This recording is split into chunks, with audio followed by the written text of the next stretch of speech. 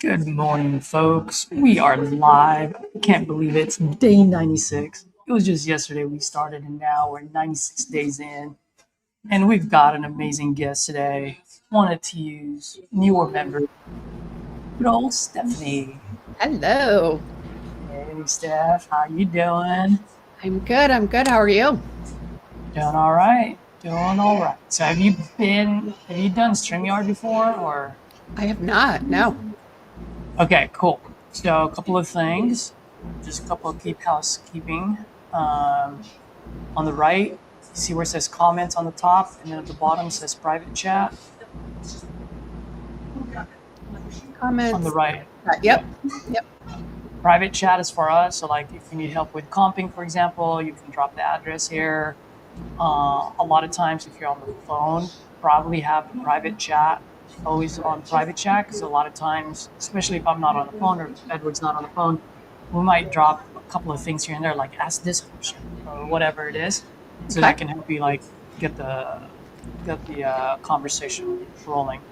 Perfect. The other thing is don't worry too much about the controls because I can always mute and unmute you. If this is your first time, I don't want you to like slow down your process just because of the different controls. I'll handle it. Um, Secondly, would you happen to have like AirPods or like headsets or anything like that at all? I do. I have to go get them. Okay, because it would be cool. Because like for example, right now I'm using my microphone. So like if you look at the bottom of your screen, there's an arrow right next to that microphone. If you click on it, you see how there's two boxes, one for microphone and one for speakers. Yep. So I always like to have you guys on my AirPods, so in that way I can whisper something to your ear. Like if you're on the phone with the seller, I can like, yo, ask this. Like Okay. we won't pull a an Angela yesterday, because we could have been talking our ears instead of like out there. Now the seller heard everything, Oh, okay. Yeah. All right. Yeah. right? Because right now you're using the speakers of your computer. Yep. Oh, All right. one last thing. I don't know if you call out of your desktop, but it would probably be best if you call out of your phone. Yes. Yep. I was calling out of my desktop. I can call out of my phone, which is not a problem. Yeah, because you call out of your phone, you put it on speakerphone, and you put it next to your microphone, so that way we can hear the seller. Yeah. Okay. All right. Perfect. Let me go grab those headphones. I'll be back. Let's do it.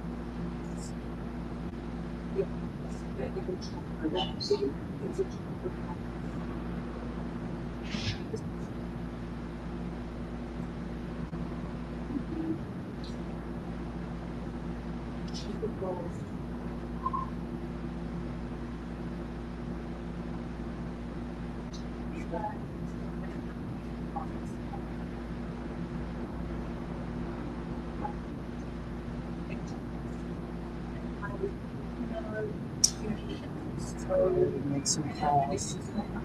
Got some folks next to me, so hopefully this won't be too loud.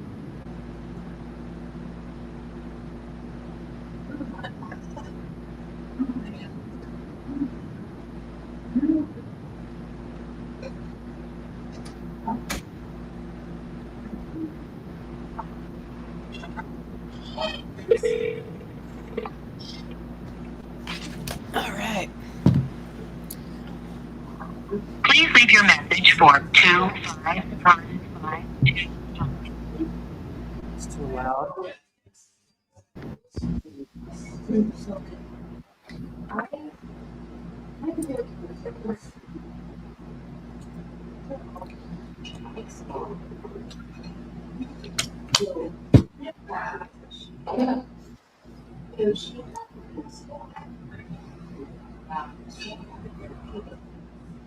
Hey, may I speak with Jimmy?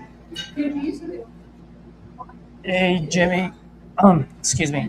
Yeah, my name is Caesar. I'm just calling about your property on Brown Road. Looks like you filled out a form at my site sometime yesterday about potentially selling this property. Is that correct? I'm sorry? I can barely hear you, sir. What was that? You signed in? Are you looking to sell this property on Brown Road out in Mobile? Oh, okay. If you don't mind me asking, what made you fill out the form? I don't understand what you're saying. You signed in.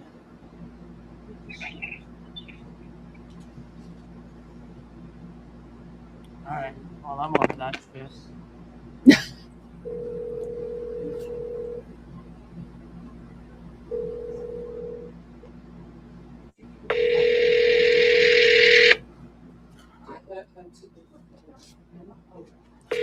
Which is not available. At the tone, please record your message. When you have finished recording, you may hang up.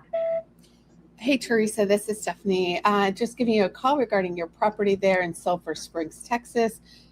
You filled out a form, so just call and see if you're still serious about selling. Give me a call back, 850-404-0445.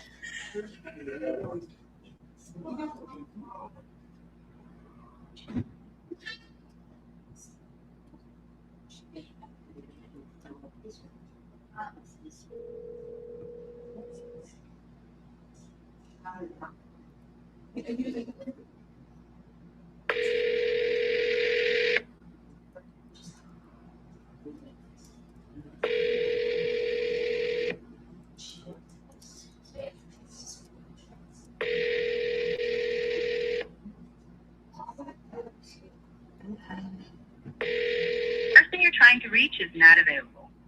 At the tone, please record your message. When you have finished recording, you may hang up. Hey, Sean, Stephanie reaching out regarding your property on Rich Neck Road. Looks like you're trying to sell that property. Give me a call, 850-404-0445. Look forward to talking to you.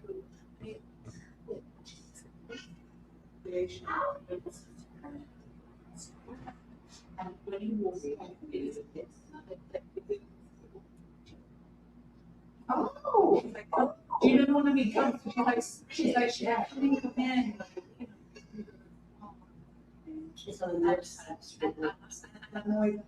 Oh, this guy, Frank, he never failed. He never signed my check.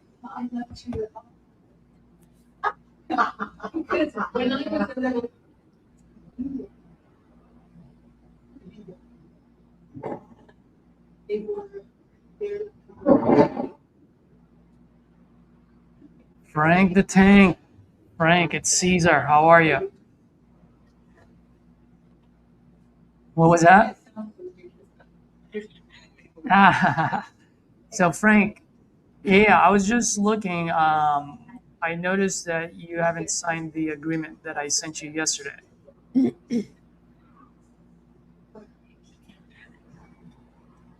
Yeah, you need to e-sign it. Yeah. All right. Well, take a look at it. Let me know if you signed it today. We're good to go. If not, I'll cancel it. Either way, you let me know. I'm sorry.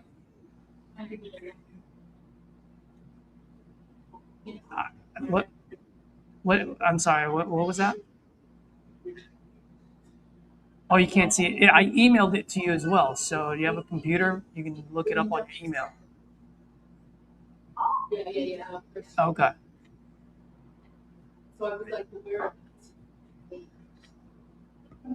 That would probably be good if you could print it out.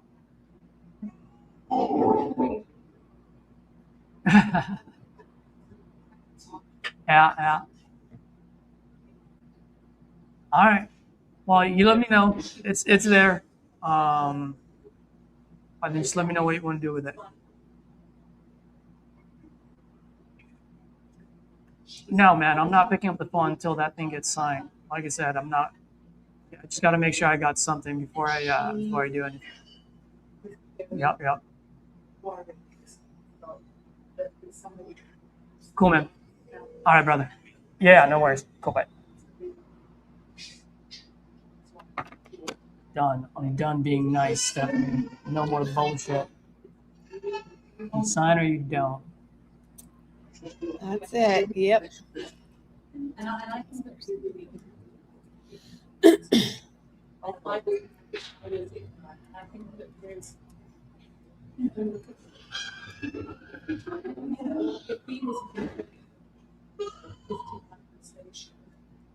Writing pages, you know, create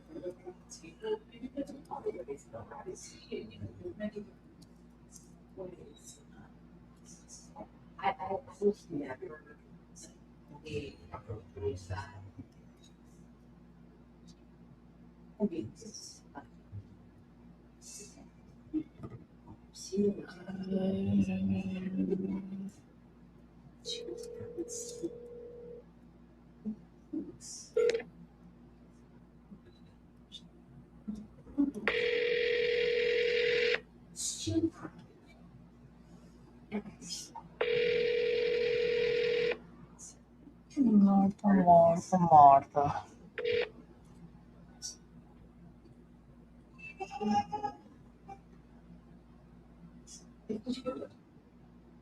Who is the dentist? Are they gonna hold the dentist?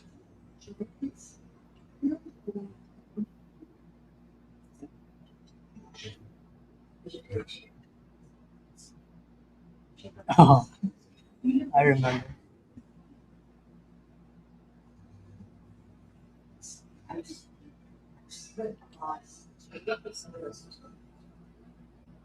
Hey, Stephanie, I had the quickest phone call yesterday. Yeah. It was a minute and 53 seconds.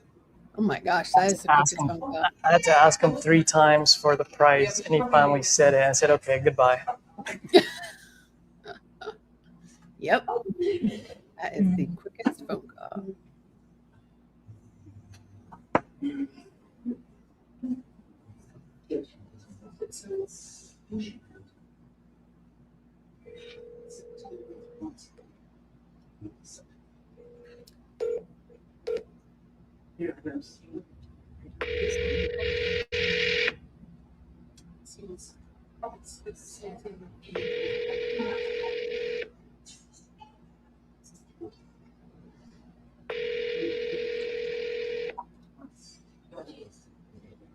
The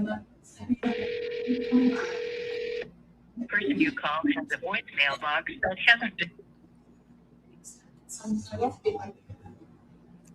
Put this on. I forgot to put this on my phone.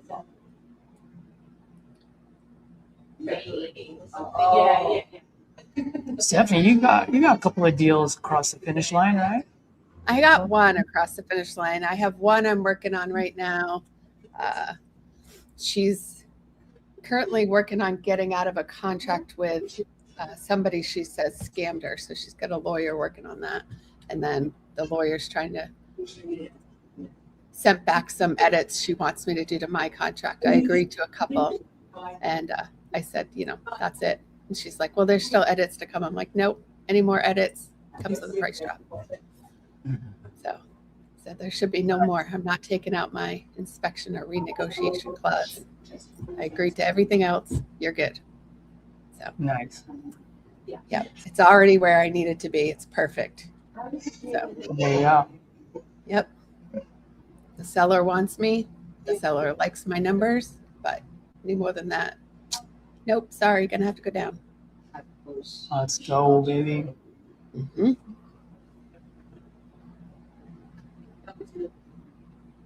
Let's try this lady. There was one person I was supposed to call. Who was I supposed to call? Oh, I think it was Ken. I think that.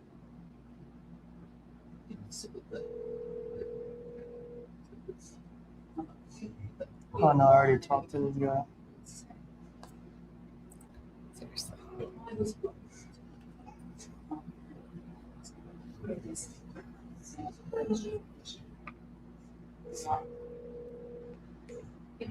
J Styles, as far as your question goes, I'm usually about 1 every 15, but it doesn't really mean anything to anyone because Message, I'll get back to you as soon as I can. Thanks.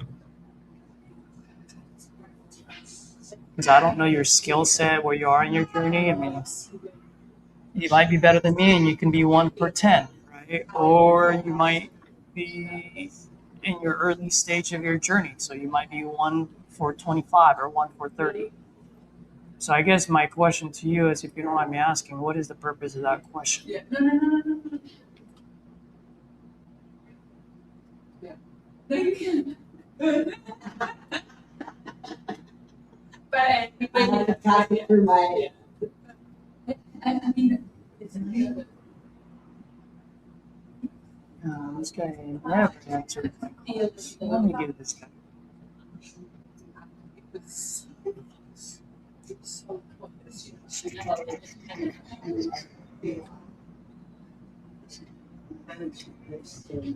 Oh, and since we have a few folks on watching, Stephanie, feel free to introduce yourself. Anything you want to share about yourself? How long you've been in business? How long you've been to you, and what got you? Right. Yeah. So let's see. How long have I been in business? I've only been doing wholesaling actively since January of this year. Yep. Nice. Yep. And you're doing this full time now, yeah? Yeah, Oh, since sorry. June 1st. Yeah, I quit my job, went full time. Best thing I ever did. I've gotten one fully across the finish line, which was great. Awesome. So did a 50-50 split. So that was great. Nice. Yeah. Been with TU since January. I actually started way back in October with another community, which was great. Got my feet wet. Kind of was all over the place, but TU kind of reined me in. Figured out where to focus, Nice. What I needed. Yep. There you go. And you've been putting in the reps. You're on Discord every day. I have. Yep. It's what I need. You gotta once you commit, you gotta do it, because you're only gonna get better the more reps you put in, the more you listen to others. Follow along. Yep. You gotta put in the work. Nothing comes easy. So Yep. And it shows too, by the way. hey, Shows. I appreciate it. Yeah. Yep. All right, we got a new lead. Let's see. Oh, in Oklahoma. All right, let's see what this guy wants. Cool. So J Styles, if that's the reason. That's the case. It doesn't matter which PPL providers it is. Just for now, if you're new, just on a safe side, just say 20 for every 25 leads, you get 1 contract. 1 for 25. That's a pretty conservative number. And if you can That's do about better, my then contract awesome. rate. Yep. And as you get better, you'll close more, because the point is, like, you'll talk to 10 motivated sellers, and 2 of them are at the right price, but the other one of them is at the right price, high motivation. The other one is in wrong price. That's what I call a sheep in wolves clothing, because they'll give you an F off number, but really they're already okay with what they need. It's just a matter of asking the right questions. So as you get better, you'll find that extra 1 or 2 that will increase your lead to contract ratio. Exactly.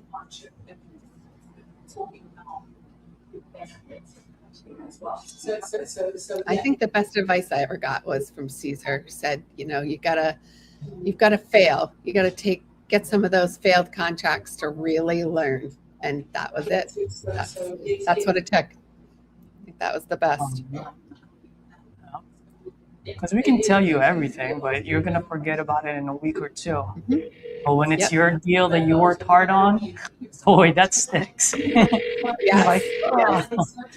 You're chasing You're that like, seller for a week or two and finally get it. And it just doesn't go through, or the numbers don't work where you think they worked. Yeah.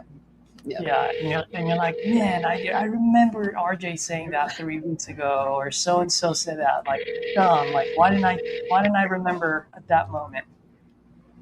Because there's no, just like, there's Hello? no, it wasn't tangible. Hello. Hi, Paul. This is Stephanie. How are you? I'm doing okay. Awesome. I'm Hey, trying to talk to you. I'm trying to talk to y'all and fill out the rest of this stuff online.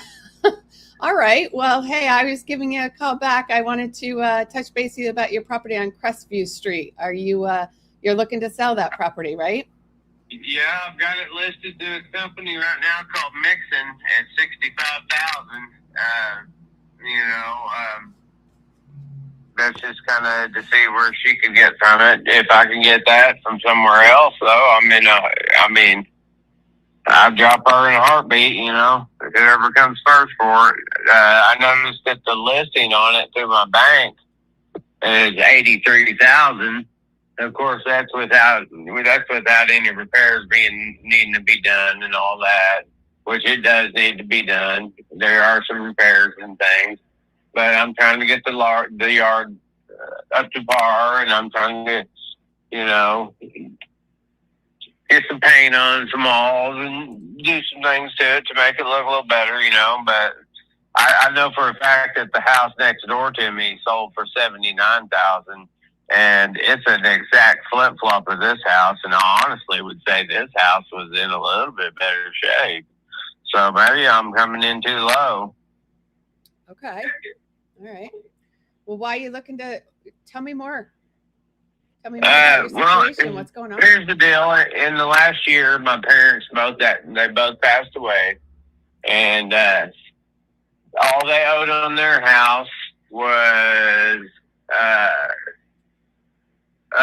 $16,000 in siding, and then my mom acquired a little bit of a nursing home bill, and then we acquired a little bit of money to get a lawyer to do the probate for us and stuff too. So we're looking at probably about $25,000 that's got to come out of that cost, and that would be if we wanted to sell that house. Now, I was born and raised in this house here that I'm selling, and I'm just really wanting to see some new walls. And my mom's house is a little bit bigger. It's a little older, and the value of it is a little less. But I was thinking that maybe if I sold my house out here, I could move into that one. I could take care of all my mom's bills and my dad's bills. And then I could give my brother a little bit for his inheritance, and then I've got an $11,000 lien on this house, so I could take care of that, and then I could still come out ahead a little bit, to where I could put some money back into that house over there, and fix it up a little bit. Right. Because there's a couple of little things that need to be done over there, which I know how to do some of that stuff myself. But one of them is it needs a new roof, but there's only actually one spot in the roof that is leaking. So I figure if I could get up there and just do like a patch job, I could buy myself some time. Okay. Well, first off, sorry to hear about your parents passing away, your mom passing away. No, I appreciate that. Yeah, that's a tough loss. That's definitely a tough loss. So. Yeah, it was tough cleaning out her house too. Boy, she was a pack rat. Yep, I know how that is. My mother-in-law is one of those, so it'll be tough when she passes away. That'll be. Yeah, I'm gonna do my dangest for as I get older to have less and less and less. Mm-hmm. That way, whenever I go, my children don't have to deal with much. Yeah. Okay. And hopefully I'll have me a life insurance policy to where they can get some money too. That's awesome. Yeah. It's good planning ahead. It really is. Yeah. I noticed that people are buying these houses up around this neighborhood. If it's not J.L. Ford, he's buying them and renting them. I think Steve Watson has bought some. There's two that just sold on Carroll Heights, which those sold. So they're probably going to have some pretty decent families in there. But it's just a lot of these houses around here are kind of going for rent, and I kind of want to get out of here before they do. Yeah, I mean, this is a great neighborhood, and it's close to schools and church and town, and I kind of hate to let it go, but, you know, Yeah. being over there would be really nice, too. You know, I'd have more room, and it's kind of what I need. You know, I play music, too. So I would have a band room over there that I could use as a band room. And so I think it worked out good there. Okay. But see, the realtor over there, she's really, you know, I thought these realtors were really wanting to, you know, make money themselves, which she's willing to do it for 6%. But, you know, she's already right out of the gate telling me, well, I can tell you right now, someone's just going to come in and they're going to try to get next to nothing and they're just going to flip it, you know. And I think she's got the wrong idea that we just want to, you know, just get rid of it for next to nothing, you know. And with next to nothing, that barely pays what's owed on it, you know. Yep. You know, I mean, she said, I want to say she said she thinks she could get 35 or 40 for it. But see, I think I can get 65 out of this place. Possibly 70. If that one next door went for 79. But, you know, I kind of know what figure I need to get out of it in order to be able to pull off taking care of her $25,000, my brother's inheritance, the $11,000 I owe on my lien, and then to still come out like $15,000 ahead. You know, that's kind of where I need to. You know, that's why I'm kind of looking at 65, 60. You know. Yep. I hear you. I mean, that doesn't seem ungodly ridiculous, does it? It doesn't. I mean, you're looking at, I don't know if you're looking at the neighborhood right now on computer or whatever, but I mean, it's not a bad looking house. I mean, there's things that need to be done and there's, you know, but windows would make this house look great. Okay. That's just something I've always wanted to do. I did put a new roof on it about 12 years ago. It might have been 15 years ago, but they still look great. And they're architectural shingles. So it really made the house look snazzy. Let's see here. It does have window units, which me personally, I would rather have window units than central heating and air. Because with central heat and air, everyone I've talked to, they complain about $300 electric bills and stuff. And I'm like, what in the world? I can run my 110, two 110s in the back, and I can hang a blanket right there in the hall, and my bill is like $140 a month in the middle of the summer. I'm like, I'll go with that. Yeah. Of course, it is natural gas, so you do have a gas heater for your hot water.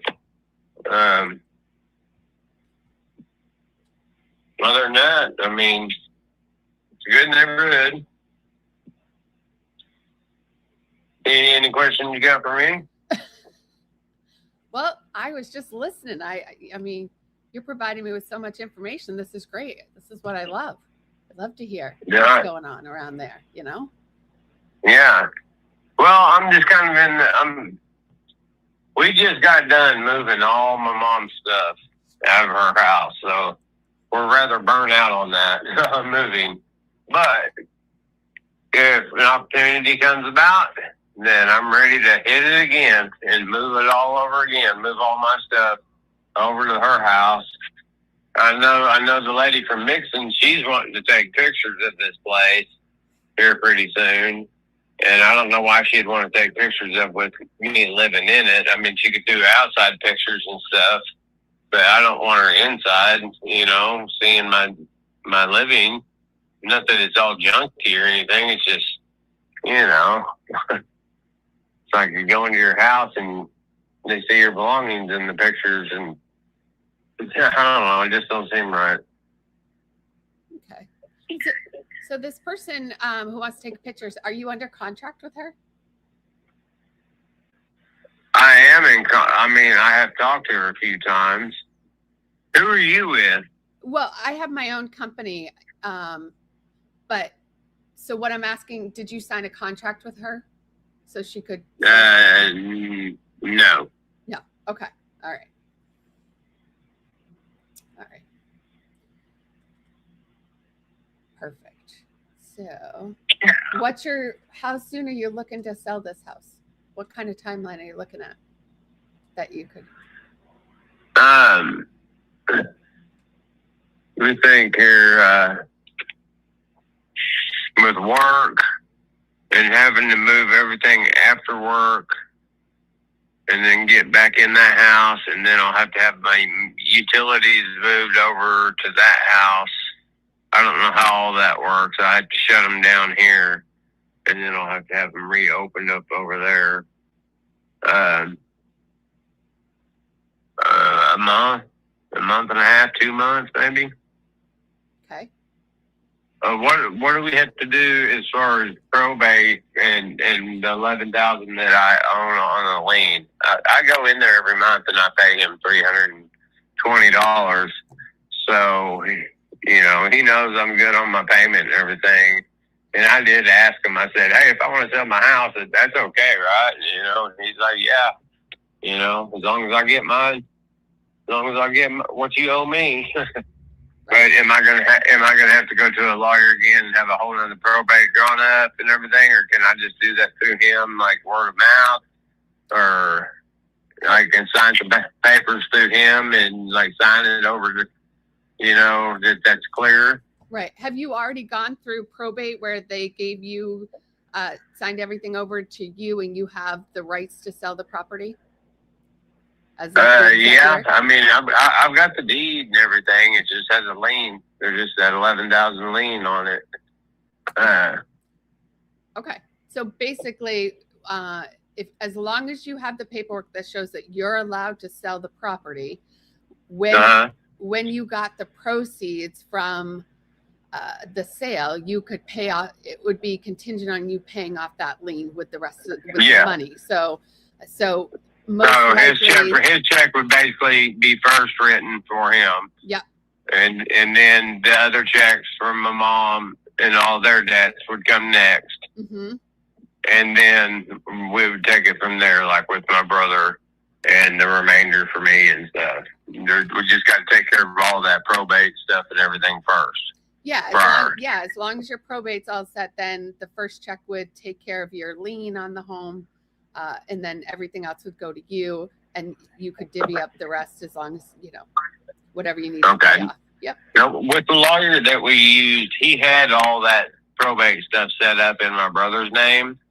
So for when the house sold, the money would go into his account at First National Bank, and that he would take it from there. So I was kind of wondering, like, if I sold my house, would it be better for me to just take that money and just buy the house from him at the cost of whatever they owe on it and all that, and then he could take care of that part? You know what I'm saying? Yep, because you're selling your house. This is your house, not your parents' house, correct? Yes, 208 Crestview. All right. Yeah. So, but he's kind of got it set up to where he has a bank account for the selling of that house. So, like, if I was to sell my house, I would just go ahead and say, "Hey, brother, here, I want to buy this house on 507 Ward. I'll give you exactly what's owed on it and all that, and then he can get clear from there. And then I'll have all the remainder in my own bank account, and then I can get clear with him from there. Right. Is that how that would work? Usually, yeah. So let's get back first, though. Let's talk first about your house. Let's figure that out first, and what we can do to help you solve all the problems and the issues, and see if we can accommodate the numbers for your house. Okay. Okay. Let's do that. Let's go back. Let's stick with that plan first, and then we can go over other stuff later. Sound good? Let's tackle one thing at a time. Yeah. All right. Perfect. Yeah. All right. So back to your house. So you're selling your house. You're looking for like 60, 65K. Uh-huh. Okay. All right. And then let's see. You need with your money, you need to pay off a lien. Is that correct? You want 11K to pay off a lien? Yeah, 11,600 of it is lien. Okay, 11,600, perfect. Then you said you needed about 25,000. Yeah, that's to cover all of my parents' stuff. Okay, and you're going to pay that with the proceeds from the sale of your house.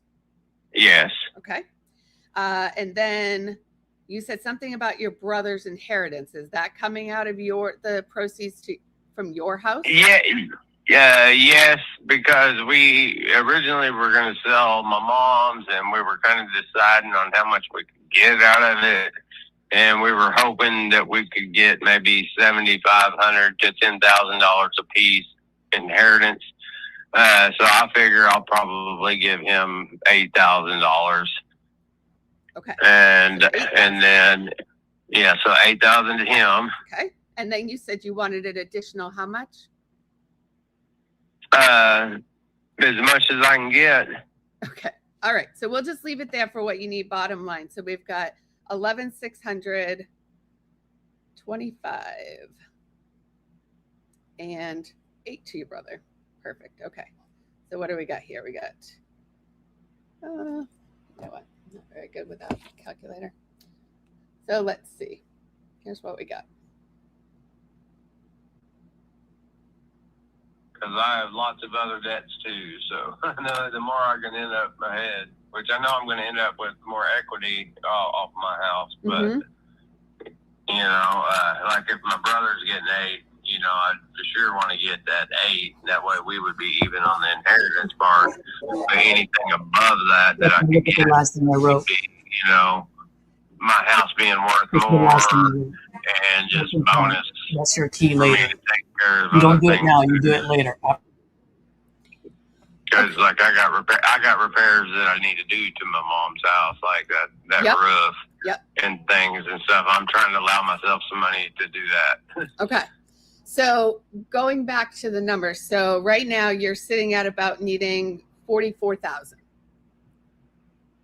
Okay. That's what that adds up to. Okay. So let's go back and just look at what this property, say I come in and fix it up and flip it, what could it be worth if we did that? So that's kind of what we're looking at. So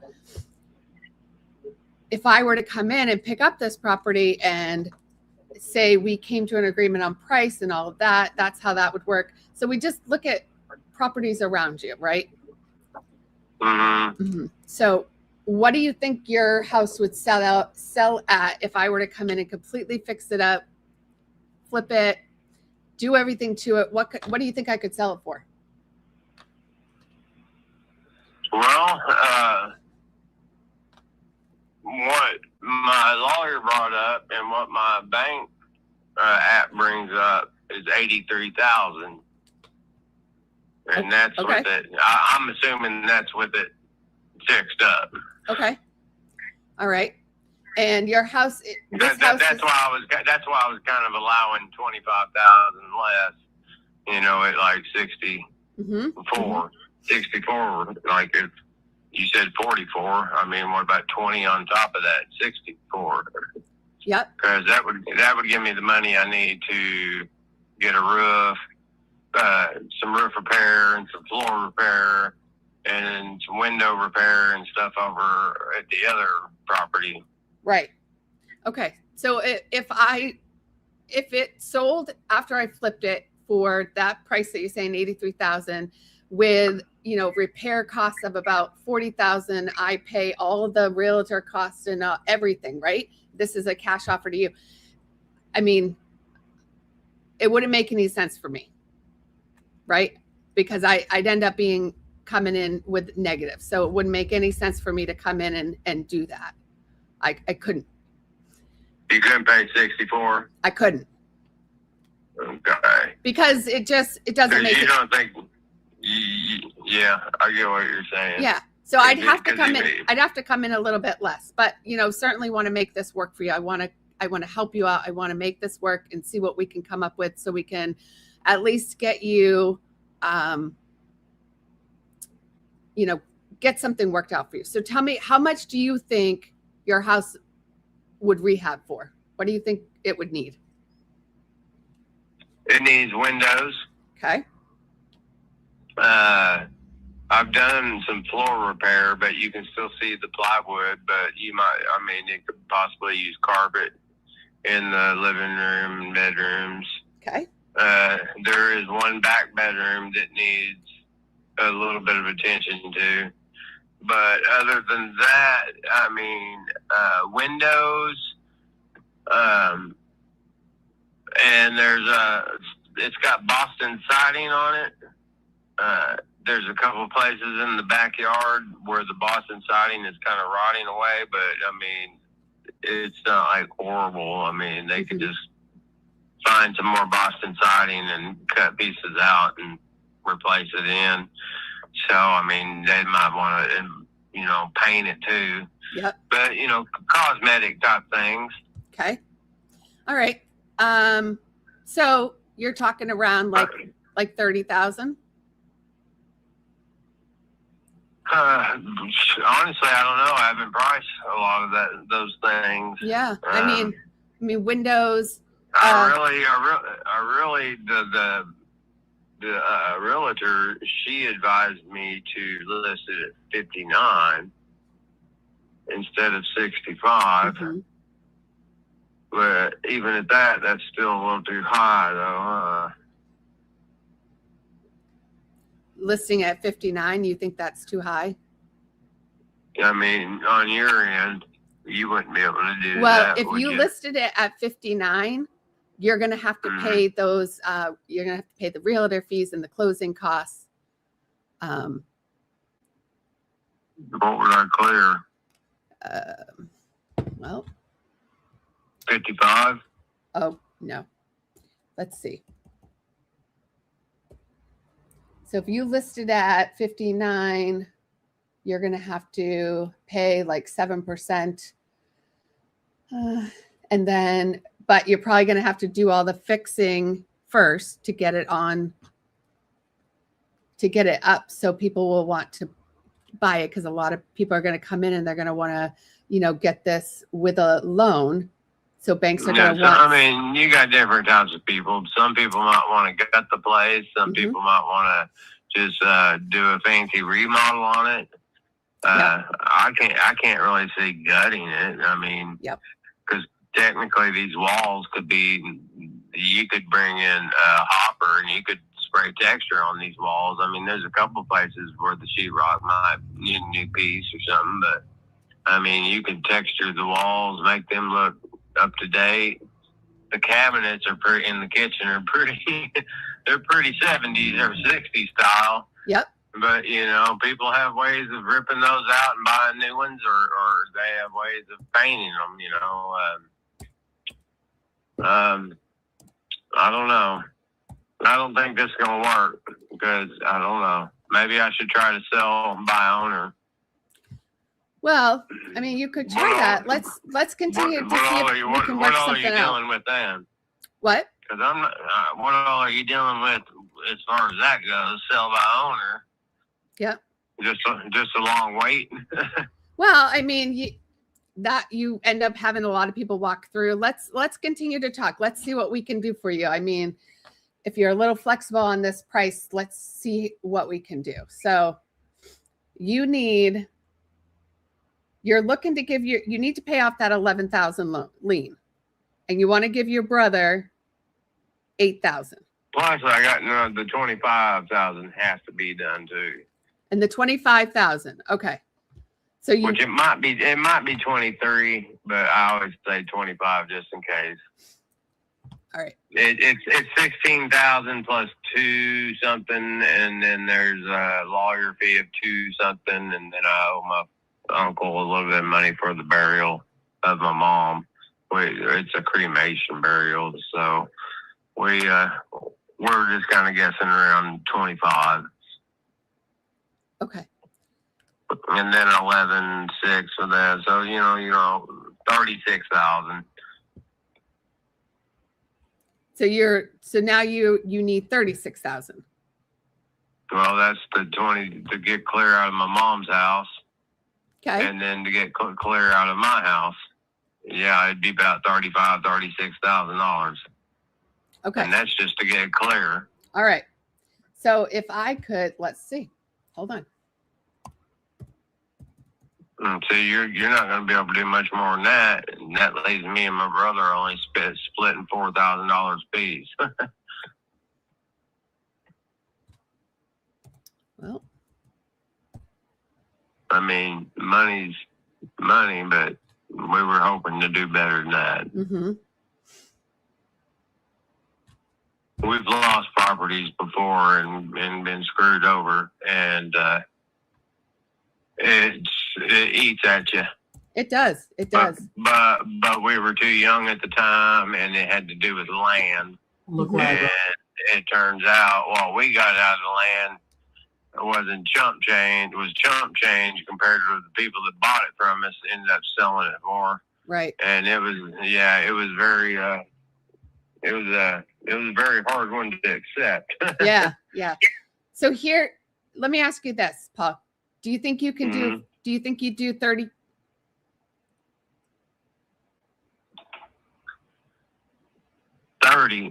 Yep. $30,000 Mm-hmm. for my place out here? Mm-hmm. No, because that's not even going to get me. That'll take care of the 11,000 something, but that's not going to pay off my mom's stuff.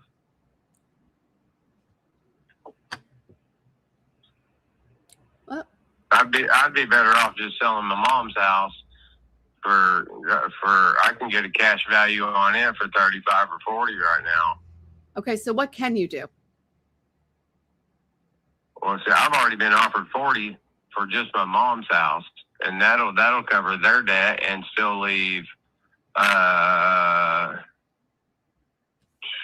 cover their debt and leave $15,000 left over. Mm-hmm. Yeah. No, I completely understand that. I get it. I know this is hard.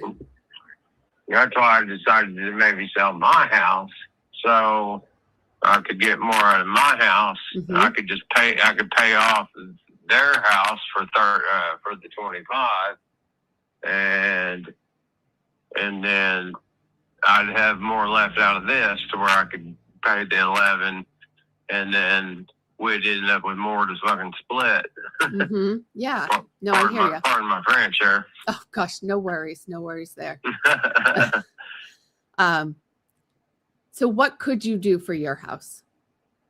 I mean, I said 30, but what could you do? What do you need? Honestly, what do you absolutely need? Tell me your bottom number. Say 36, 44. I mean, really, the bottom number would be like 56, Okay. 55. Mm-hmm. What if I could come in at 40?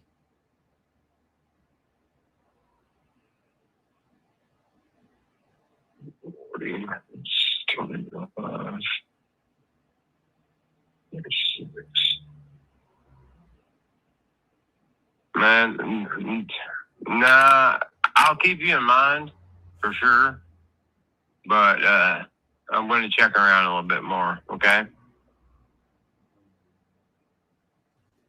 You sure? I mean, I can get this done for you at 40. I could get this moved. We could get this going and get you on your timeline as well. But yeah, that's really only leaving us, just a couple grand a piece, and between booking closing costs and things like that and stuff. You're not paying those closing costs. I am. You're going to walk away with that 40. That's yours. You just got to pay off that lien. Yeah, and then when it's all said and done, we got $4,000 left to split. I mean, I know it's not nothing, but we were hoping to come out ahead of that. Mm-hmm. Yeah, no, I'm gonna pay all the closing costs, realtor fees, all that comes out of me. It's an all cash offer, and it solves your 25K and the 11K.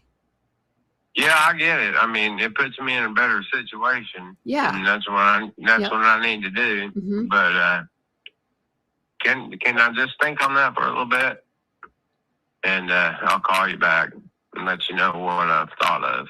How long you need to think on it, and I'll call you. Just a couple days. Couple days. All right. I got your number here. All right. Okay, Paul. Well, listen. Do I have your direct line? You should have my direct number. Yep. It's the number that came up, the 850. I can give it to you. Hang on. Okay, I got 404-0445. Yeah, that's my direct line. But listen, I really do want to make this work for you.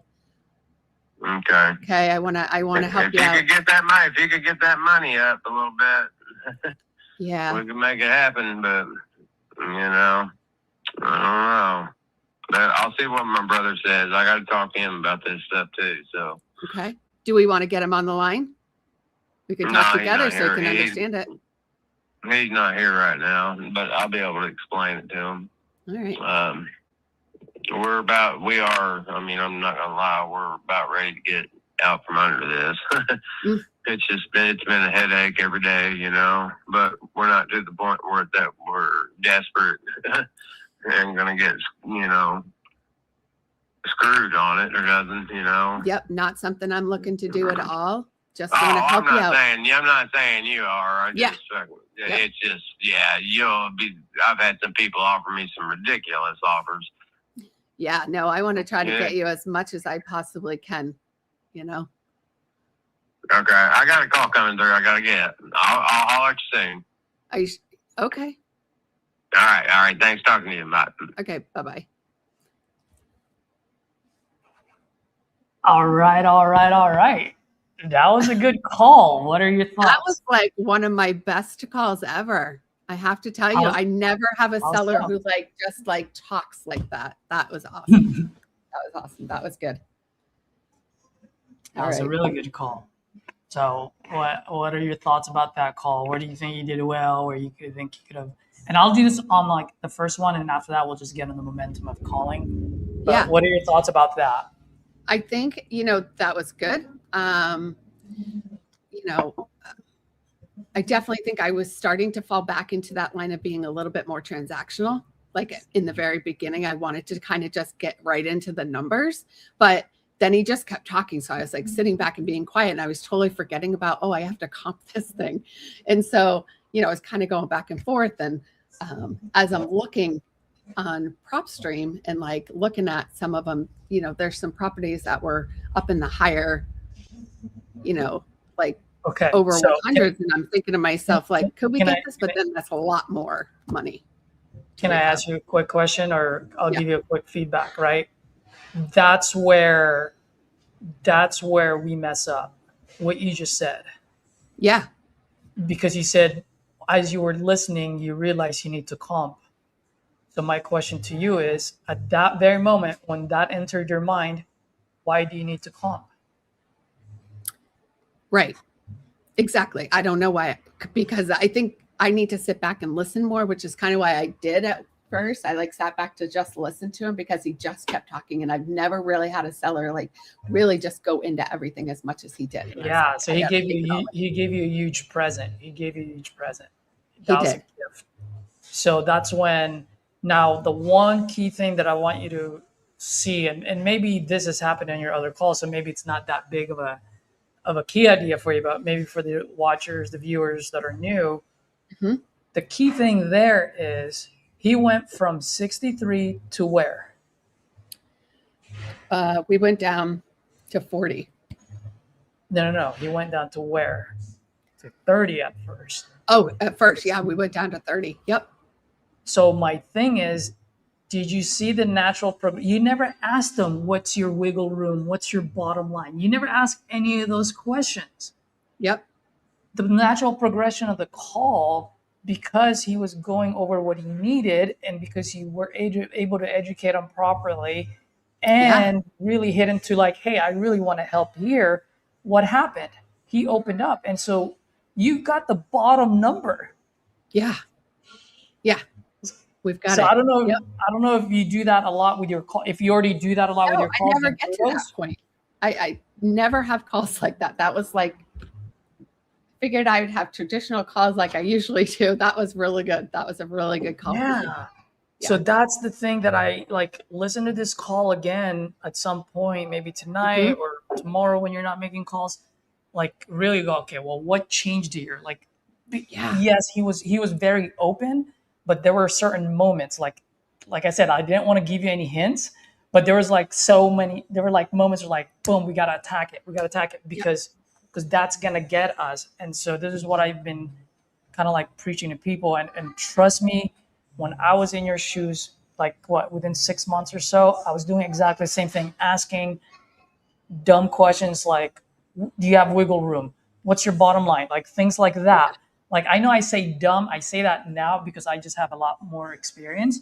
But when I was in your shoes, they weren't dumb questions. They were questions that were in my arsenal, right? And that's because back then I was more of like transactional based, numbers based. But now it's like, hey, we got to get to the bottom, because once we ask questions and they open up, we get to their bottom line number. So the point that I wanted to make, Stephanie, is at that moment earlier when you said, oh shit, I got a clump. No. You don't got a clump because your number is still at 63. Right. You don't clump until it gets down to 30. Okay. Once you have the solution to his problem, because at that moment you finally got the picture of his problem. Yes. Only then you comp. Yep. Because you no longer have the fuck off number, you now have the real number. Mm-hmm. Yeah. And that's the key thing there. Yep. I think we could have had him. I mean, we might still. I'll follow up with him. You could have, but it's lack of experience right now. So in that moment, like, oh hey, like I completely understand. I'm more than happy to call you back. Right, guards down. Yep. Kind of like the Columbo effect. Hey, I'm leaving. Oh, by the way. So hey, totally understand. Hey, by the way, just so that just so that I can be prepared on our next call. Hey, just curious. Like how are you? Like, what are some of the things that you need to think about? Okay. Yeah, that's a good one. Okay. Then he's gonna because he's open, so he's gonna open up. Right. And then based on his answers, that's what you're gonna have to overcome. Okay. All right. Okay. Yeah. Oh man, we're only splitting $2,000. Well, I understand, and you said it earlier, but you are quick, and that's okay because it's once again it's just you're so new. But at that point, I would have slowed down a little bit. Oh man, I know it's only 2,000, but hey, that 25K, that's off the table now. Like he saw, and he even said it. So he's going to think about it. The one thing is he's still going to talk to other people to see if he can get higher price. Right. So then at that point, the reason why I really got to take this. Sorry. Yeah. Nope. You're good. Jesse. Oh, he hung up. Give me a second. It's Jesse Varco. He's walking a property right now for me. Nice.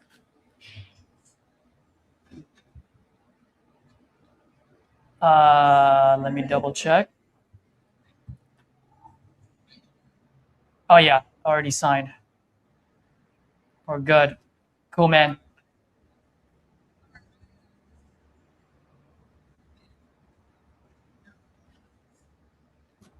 What? What do you mean?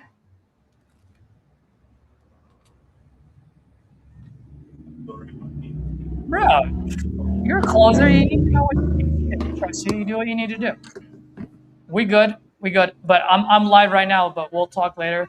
But everyone say hello to good old Jesse Barco out of, where are you from again, Jesse? Where are you from again, bro? I'm from Texas. I know you're in Texas, but what part of Texas? Oh, I'm right outside of Waco, Texas. Right outside of Waco, guys. If any of you guys watching and you need deal in Waco, Texas, or if you have leads, you're calling, Jesse's your guy. I'm JVing it with him. This is the guy that when I asked how much he wanted, he didn't know. He started at 170, went down to 150. The next day, I locked it at 115. Jesse just walked it today, got it down to 95. So now we have Nice. an amendment signed at 95,000. So Jesse, amazing, man. Thank you. We'll talk later. Amazing. That's awesome. Cool. What was I saying, Stephanie? Oh, yeah. So what is there to think about?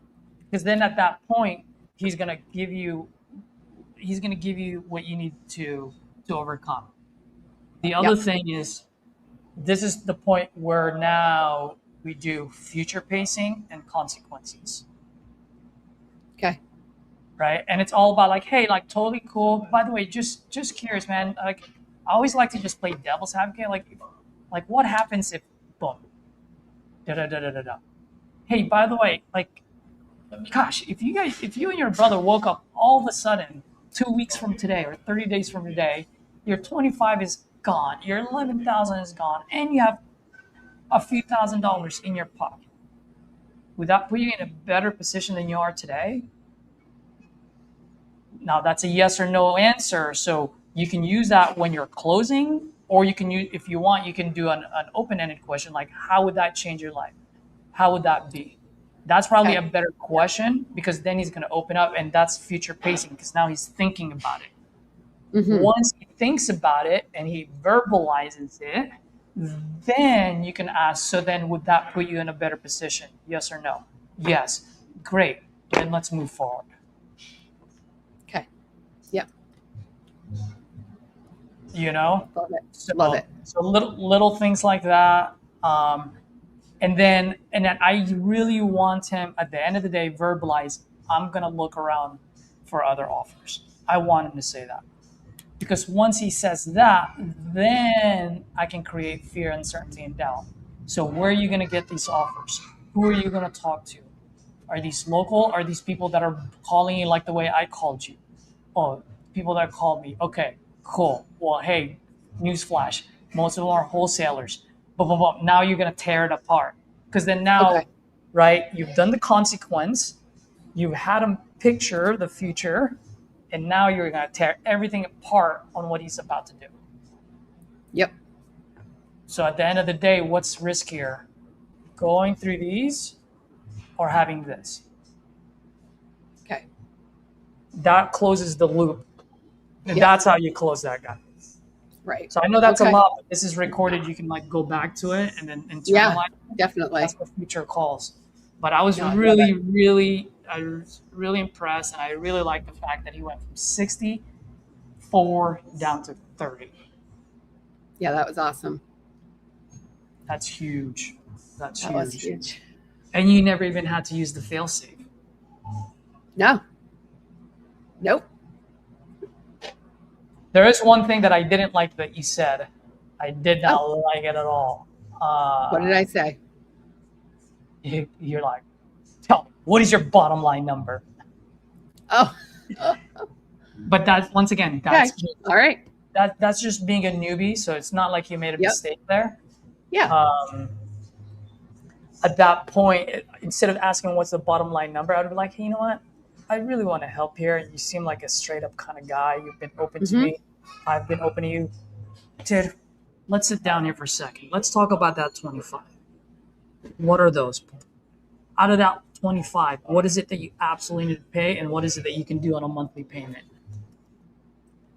I will now just start breaking that down because the 25 is the largest chunk. So if you Yep. can shrink that 25 down to 10 Okay. plus the 11, Yeah. that's where that is. That the deal is within that 25. Okay. I'm not saying he's lying about the 25, but he Right. can very well be lying about the 25. Yep. Yep. Okay. So on No, your I next see call, that. Yeah. that's what you need to overcome. All right. Cool. All right. Enough of that. Let's get to calls. Let's do it. Dude, I'm so fucking stoked. We got it down to 95.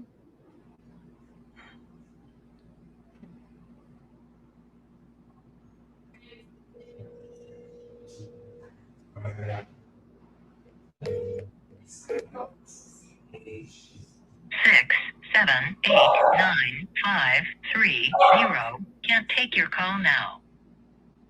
At the tone, please record your message. When you've finished recording, simply hang up or press pound for further options. Hey, this is Stephanie reaching out about your property over there on Brandon Street. Give me a call when you get a chance just to see if you're still looking to sell. My number, 850-404-0. Stephanie, I'm gonna take a quick biological break.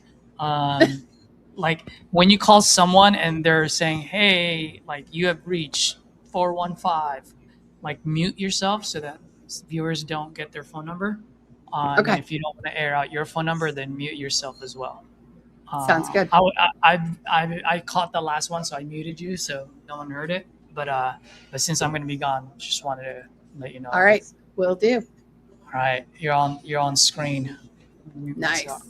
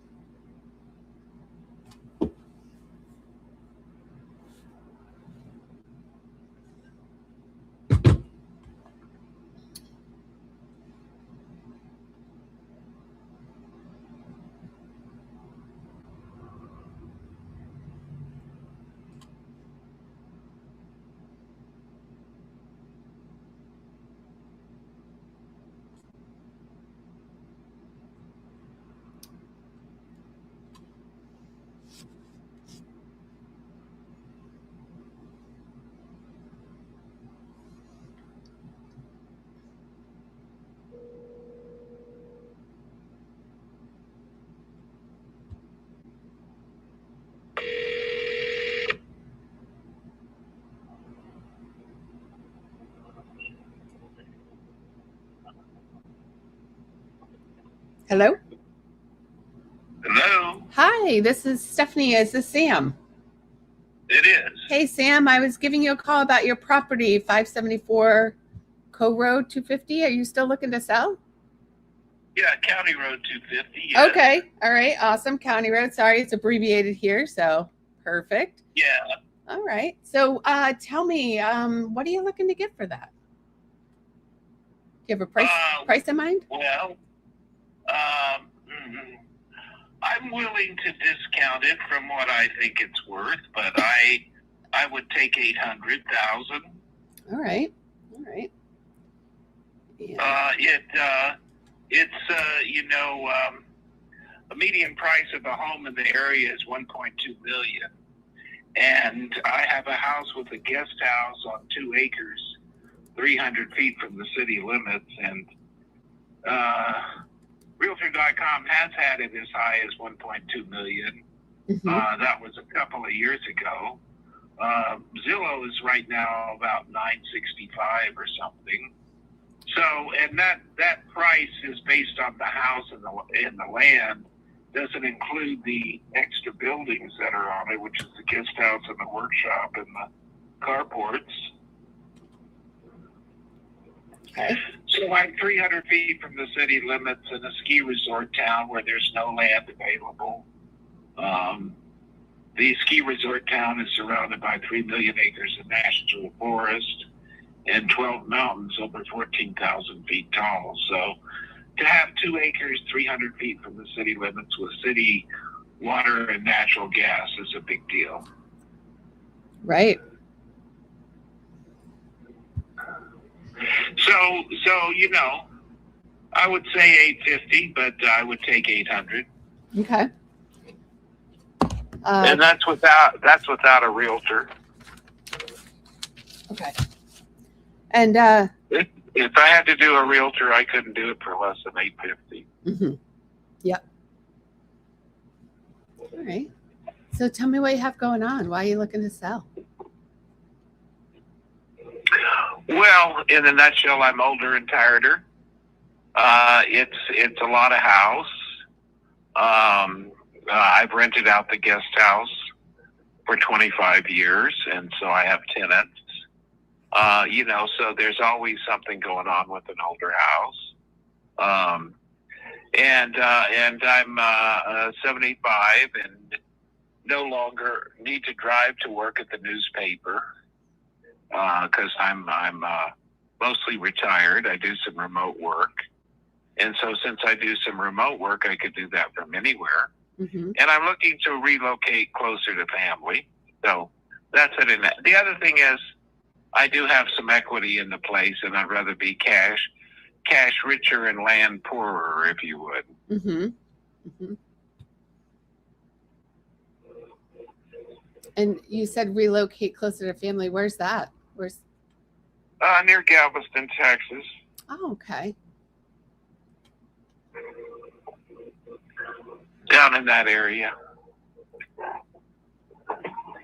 So tell me something about your company. Well, And something about you, since you're getting all these details about me. so I live in New Hampshire, and I'm a wholesaler, investor, buyer nationwide. So I look for properties throughout the United States. Right. Well, I'll tell you that a house down the road for me is on the market for $10 million. Of course, it's got 74 acres with it, but so this is the road. The road I live on has several homes that are in the multi-million-dollar range. I've got $1 million views. If you looked at rosedanes.com, the header is what I'm seeing from my living room, which I've converted to an office because I have a den as well. But I look out on Red Cliffs, National Forest, the river, the valley, and so I look like I'm way out in the middle of the country in a beautiful setting on the way to the ski resort. Well, I'm only 300 feet from the city limit. And once you get to the city limit, there's tacos, there's gas, there's bakery, there's pizza, there's everything right there. Yeah, it sounds nice. Sounds like a nice area. Ski country. And then the weather is the most temperate in Colorado. The economy is very strong, and I've lived here 30 years and have loved it. And now, since I'm not driving to work every day and haven't for a while, I'm thinking I don't need all this big house, and I would rather be. My niece is getting ready to have a baby in August. So that's awesome. Congratulations. So that's an incentive, and then my nephew has 3 kids that are like 4, 5, and 6. So it'll be fun to have little kids running around. Yeah, they are a lot of fun. And then my brother-in-law manages his 90-year-old mother's 600-acre cattle ranch that they own free and clear, and a couple of lumber yards, and everybody owns their own home, and they all own it free and clear. And so anyway, I've got support from younger sisters and family down there. That's awesome. As I keep getting older, Yep. Yep. Exactly. So that's I know it how in that a is. nutshell. Yeah. Right. So what about your company? Now, what kind of property are they looking for? What do they want to do with a property like mine? Do they want to just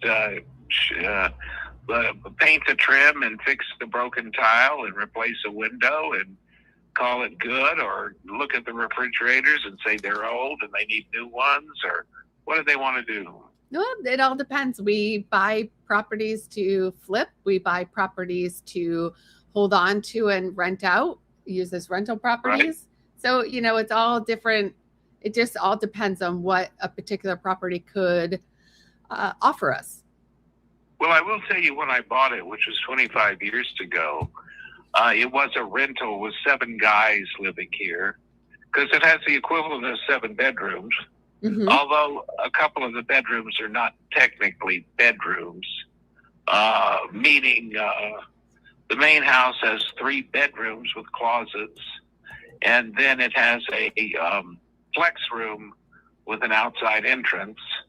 The year before COVID, I did rent it out. I did rent it out for $52,000 that year.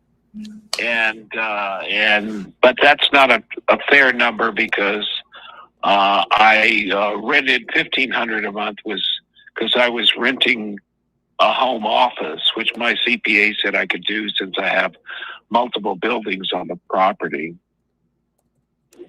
So any event, it could be an excellent rental.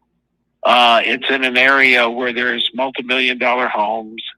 It's in one of the most desirable areas for this area, and this is a very desirable area where there's no land, because instead there's national forest, Native American reservations. We do have a ski resort. I'm on the road to the ski resort in the hot springs. Okay. And we get over 1 million tourists a year, so we have all the amenities of restaurants and super Walmarts and 4-year college, and boom, boom, boom, boom, boom. So it's a great area. And for example, we're not in the heat wave everybody else is in and haven't been. And I don't have air conditioning, and I don't need it. In an average summer, I don't even need to turn my swamp cooler on, because every night of the summer, it gets down into at least the 60s and sometimes the 50s. And so every morning starts cool. And so it's a very desirable area. The economy is very strong. And it's a totally beautiful place. So if you wanted to see my view, you could go to rosedanes.com and look at the header, and then you can see the view I'm looking at right now, except I'm looking at a summer view, and that's a spring view. And I'm a little lower down. This was taken on the hill behind my house. Okay. All right.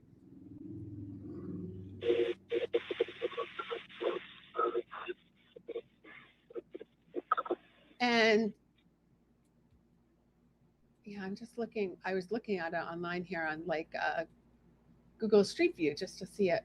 It's not showing it very well there. Well, it's not showing it very well because I created a 300-foot long earth berm with 32 dump trucks of dirt and rock, and then planted the whole thing so I could have some privacy. So the view that you're seeing from Google is from the county road. And before that, people were looking at me on my porch or saying, oh, he's got a teepee. Oh, he's in his bathroom on Sunday. Now all they do is see bushes, which I like. Mm-hmm. I love privacy, and my house is probably one of the more invisible homes in the county.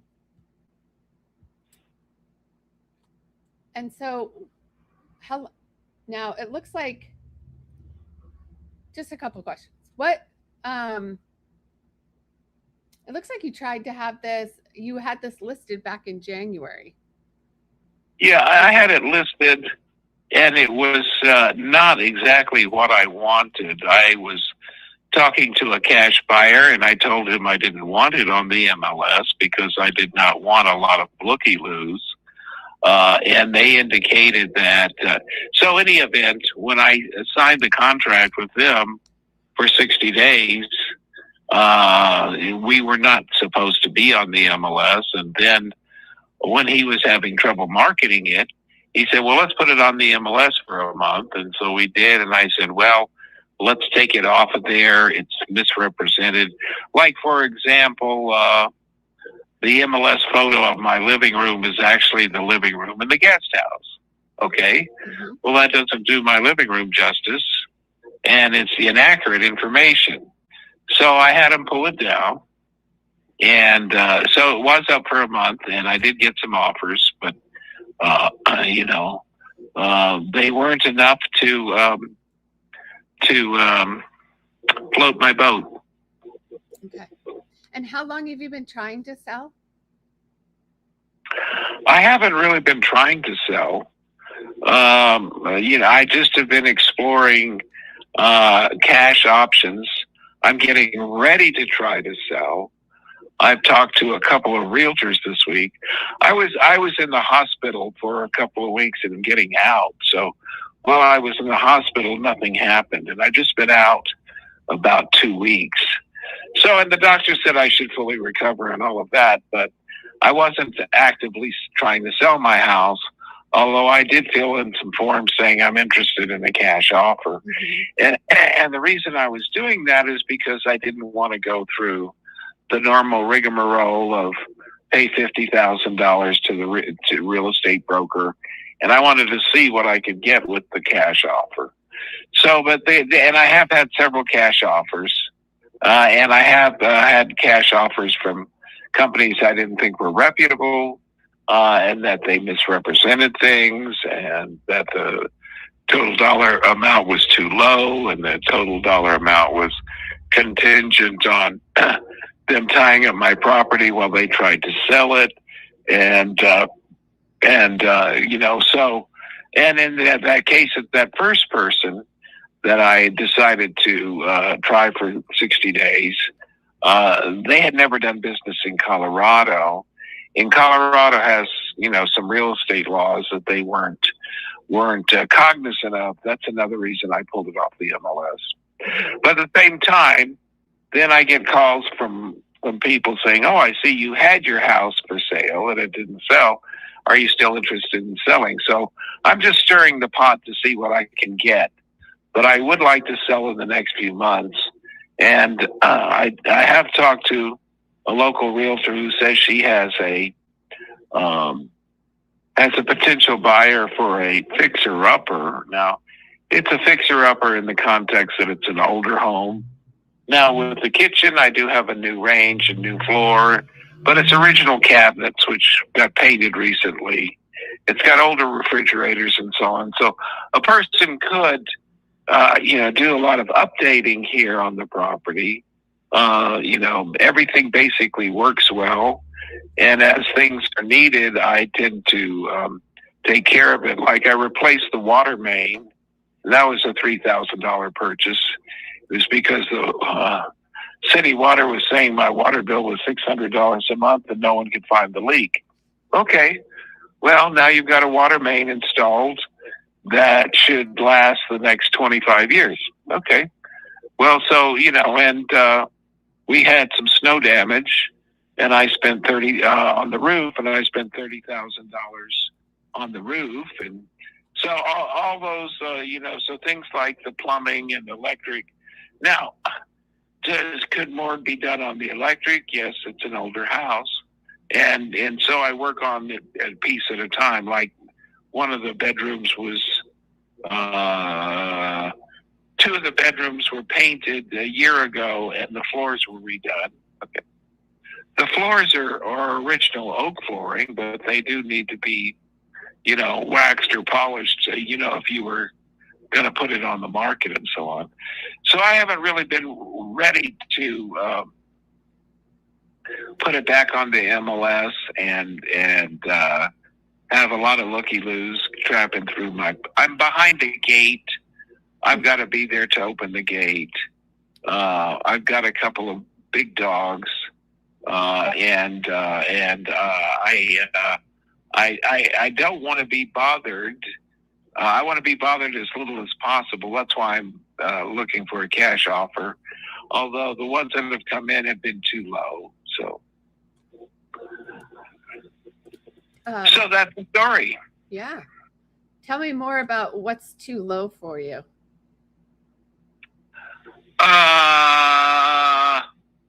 Well, I did get an offer for $650, and that was a written offer, a signed offer, but it was with a broker, and I do have a mortgage of $560,000. So by the time I would take care of the broker cost and the mortgage, it left nothing for me. So and the house appraised for that 10 years ago, and the county tax assessor puts the value at about $900,000, and they're always under the market. And if you look for acreage in Durango, you won't find any lots for sale. The closest thing is travel 8 miles outside of town to the golf community and buy a quarter of an acre for $400,000. So, and on the other side of the hill here where I live, it was a vacant lot, but now it's 300 condominiums. And right next to that, there was an old house on an acre. They tore down the house and paid $1 million for the lot. So this is ski resort. This is 1 to 2 million tourists a year. It's an exquisite place to live. The best climate in Colorado. And so you don't find a property like this 300 feet from the city limits with city water and natural gas.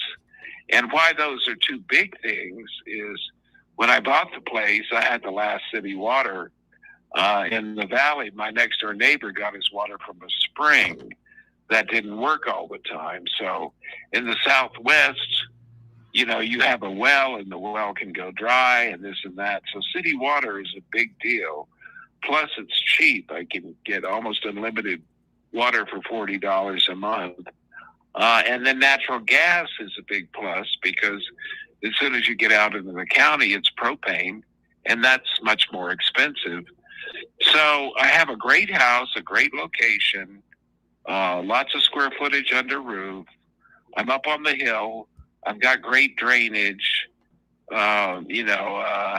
Go a few miles down the road, and the house was covered in a mudslide a few years ago.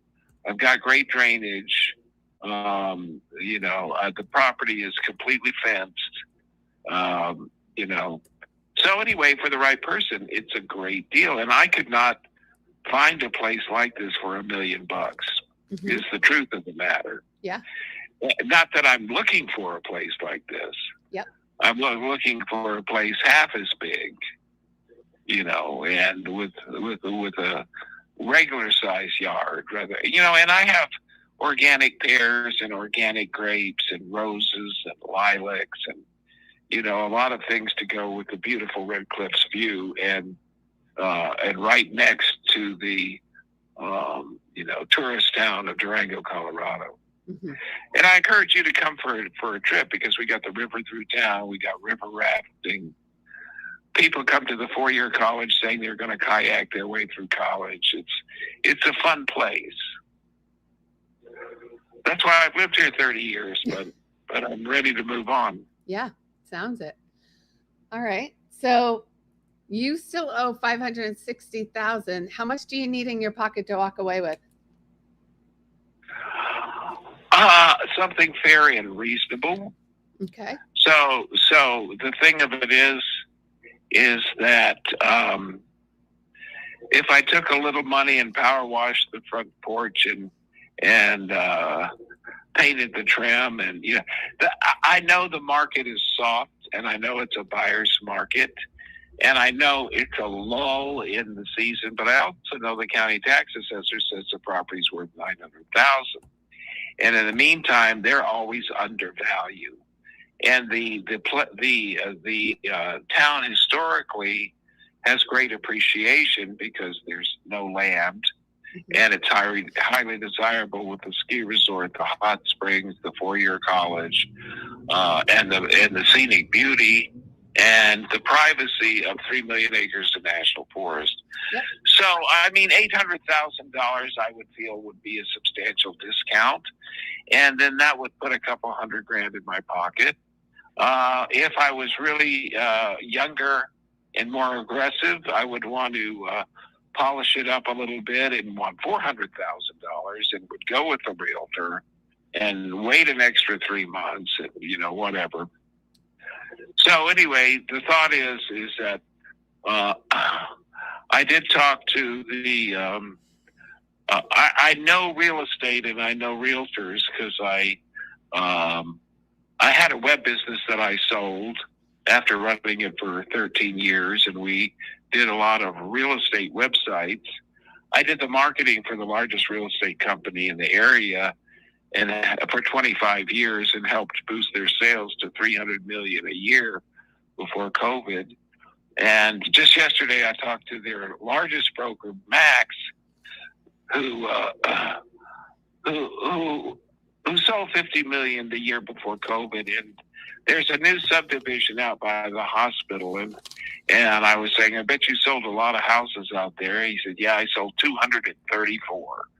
So he's a mover and a shaker. He's on vacation. He's going to come look at the property when he gets back. He looked at it a couple of years ago when I just wanted a valuation. He valued it then at $950. He said, but that if it was, waxed and polished and the trim painted and do a dump run and so on, and without that, he said it was worth $900. That was 2 years ago, and the values are holding even though sales are soft. But I'm interested in selling sooner rather than later. So, right. So, all right. So Sam, let's talk numbers here. So help me understand the numbers that you've got going on here. So, because I don't know yet if we'd be able to cover that entirely, but I want to cover as much as I possibly can. Okay. All right. So let's break down, that 800 that you're looking for. Okay. All right. All right. So tell me why you need 800. What is so important about 800? Well, it's just a relative number, and it's under the valuation of the property. So, in my mind, it's solidly worth $900,000. If I'm saying, it's not really quite worth that, it's worth $850. If I'm discounting it, double discounting, it's worth $800, because it's 2 acres and an acre can sell for $1 million in my neighborhood. And just the lot itself, I had a contractor come and look at it with the idea of tearing down the buildings and building something on the 2 acres. But he said it was cost prohibitive to do that, and there were other lots that were more desirable. But he gave me a valuation of $800,000 on the lot if it didn't have any buildings on it. Right. So okay. The thing of it is that if you look at $450 a square foot as the average valuation in Durango, and I've got an 1,800 square foot house, and I have a guest house and a workshop and carports and 2 sheds and 2.15 acres and city water and awesome views. So the location is highly desirable. Right. And so I'm not disagreeing with that. What I'm trying to get at here is that investor or that other guy that came in, he told you that it was, the number didn't work because he would have to tear down that building. And here's what I'm saying. So the 800,000, yes, your property is worth that, but not for somebody who's going to come in like me who needs to flip it. I need to put work into that. So, well, as a reference, the road I live on, and I don't know if you looked at the view or not, but the road I live on, like 1 mile down the road, they have a $10 million home for sale. So houses in this neighborhood, some of them are, now, do they have acreage or this or that, or are they newer, or are they more square footage? So the thing of it is that if you knew Durango and I said County Road 250, quote, everybody wants to live on County Road 250 because it's so beautiful. It's on the way to the hot springs and then on the way to the ski resort. in the North Valley. So that's a very prestigious area. Right. And homes sell for $1 million, and homes have sold for Yeah. $1 million on the 10th of an acre in town. And I'm looking at I'm looking at your house right now. It looks like it's worth $1 million, right? Oh, thank you. Okay. Thank you. So let's talk numbers, okay? Because you're selling me on your house here. Let's talk numbers and what I can offer you. Let's do this. So Sure. okay, but I want to give you as much as I possibly can. Okay, so here we go. I thank you. All right. So here's what I can do for you. Okay. So when we talk that your house is worth $1 million, which I'm looking at it, I see it, I've looked through it. Then we need to talk about how much do you think your home needs for repairs? What's the repair cost? Well, first of all, it's most, I would say, 90% of the quote repairs is more like deferred maintenance, if you would. So I do have a window that needs replaced. I do have a crack in another window. There's some older windows, and it depends on to what degree you want to carry it on. But let's just say if you wanted to completely redo the kitchen and the bathrooms, Yes. and modernize them, you could spend $30,000 in the kitchen. I mean, it does have, for me, it has perfectly functional original cabinets Right. that were recently painted. But, if you're going to really get top dollar, you may want to replace those. Exactly. And, so we're going to. And you don't want an $800 stove. You want a $2,000 stove. Okay. And so on. So the thing of it is that if I was just off the top of my head saying, but let's say $50,000. So, and I'd say $30,000 for the kitchen, $10,000 for each bathroom. And that's probably more than you need. And out of that, you could paint the trim. There's a couple of patches of stucco that need to be redone. I would say not more than 2 square feet in the entire property. And then things like paint, that runs into money.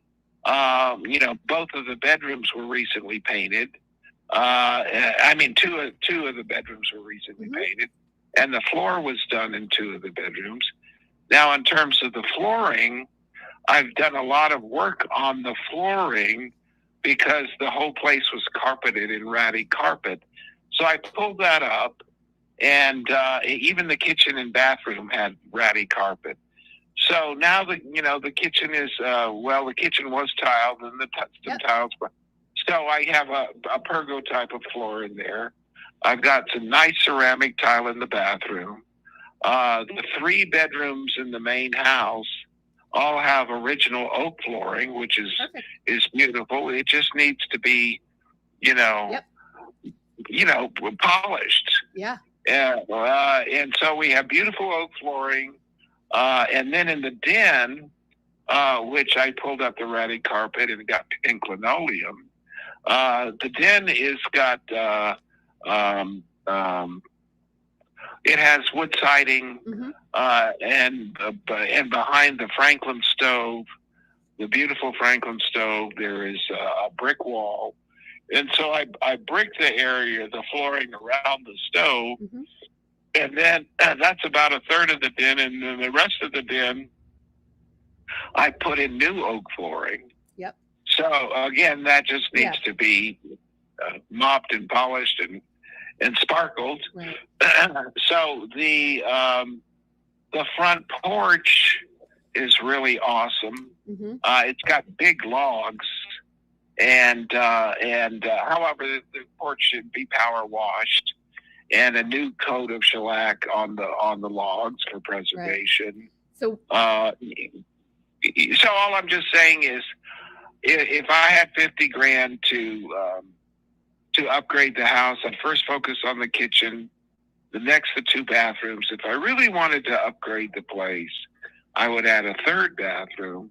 That would add, quite a bit to the bottom line in terms of selling the place. Yeah. So if I was if I had a budget of up to $100,000, I would focus first on the kitchen, and then, like for example, it's got 2 refrigerators, but they're old. You're speaking my language right now. I am. You are. That's exactly what I was thinking, because you've got a big house based on square footage. It's a nice area. Really, I would need to see, I think 100,000. I mean, this is, yeah. Well, 100,000 by the time you say, oh, that trim goes around the whole house, all of the guest house. It's not just in this one area. Yep. And so, by the time it's not me on a ladder painting, it's a professional painter painting. Yep. That's it. So $100,000 is a reasonable number. Yep. And then you have that guest house that can bring value in we got to fix that up too. So at least 100K. So that's what I'm seeing here. So we're going to sink that in. Now, and then the thing of it is that with the median price of a house, because this is about 3,000 square feet under roof. Right. So, and I can't say that, so the guest house is stick-built construction, but it's not as nice as the house. The main house is very solid. It's concrete block construction. Yeah. It does have a crawl space that's 5.5 feet long that runs the length of the main house. I mean, there's all kinds of different little perks. But yeah, if you put $100,000 into it, you might be able to get 1.2 million. But of course, you got to get a buyer. But Durango has homes on the market for 25 million, and so this is a very affluent area. People come here to ski. They want to buy something. There's nothing for sale, and inventory is higher than normal, and the market is softer than normal. However, values are holding. So in any event, I think that $100,000 on top of whatever I got could add $200,000 to your asking price. Good. All right, so let's talk numbers again here. So basically, we've got if an after repair value. So your home's worth $1 million. I got to sink about $100,000 into that. I'm gonna pay. This is a cash offer to you. So this is, I'm going to pay all the realtor costs, right? If I were to come in, and come in at your price, that puts me in the negative. So it's not worth my risk. Okay. What would a price that would work for you? Okay. So you. And when you say the realtor cost, do you mean the cost of reselling it or what? No, I'm paying you all the closing costs.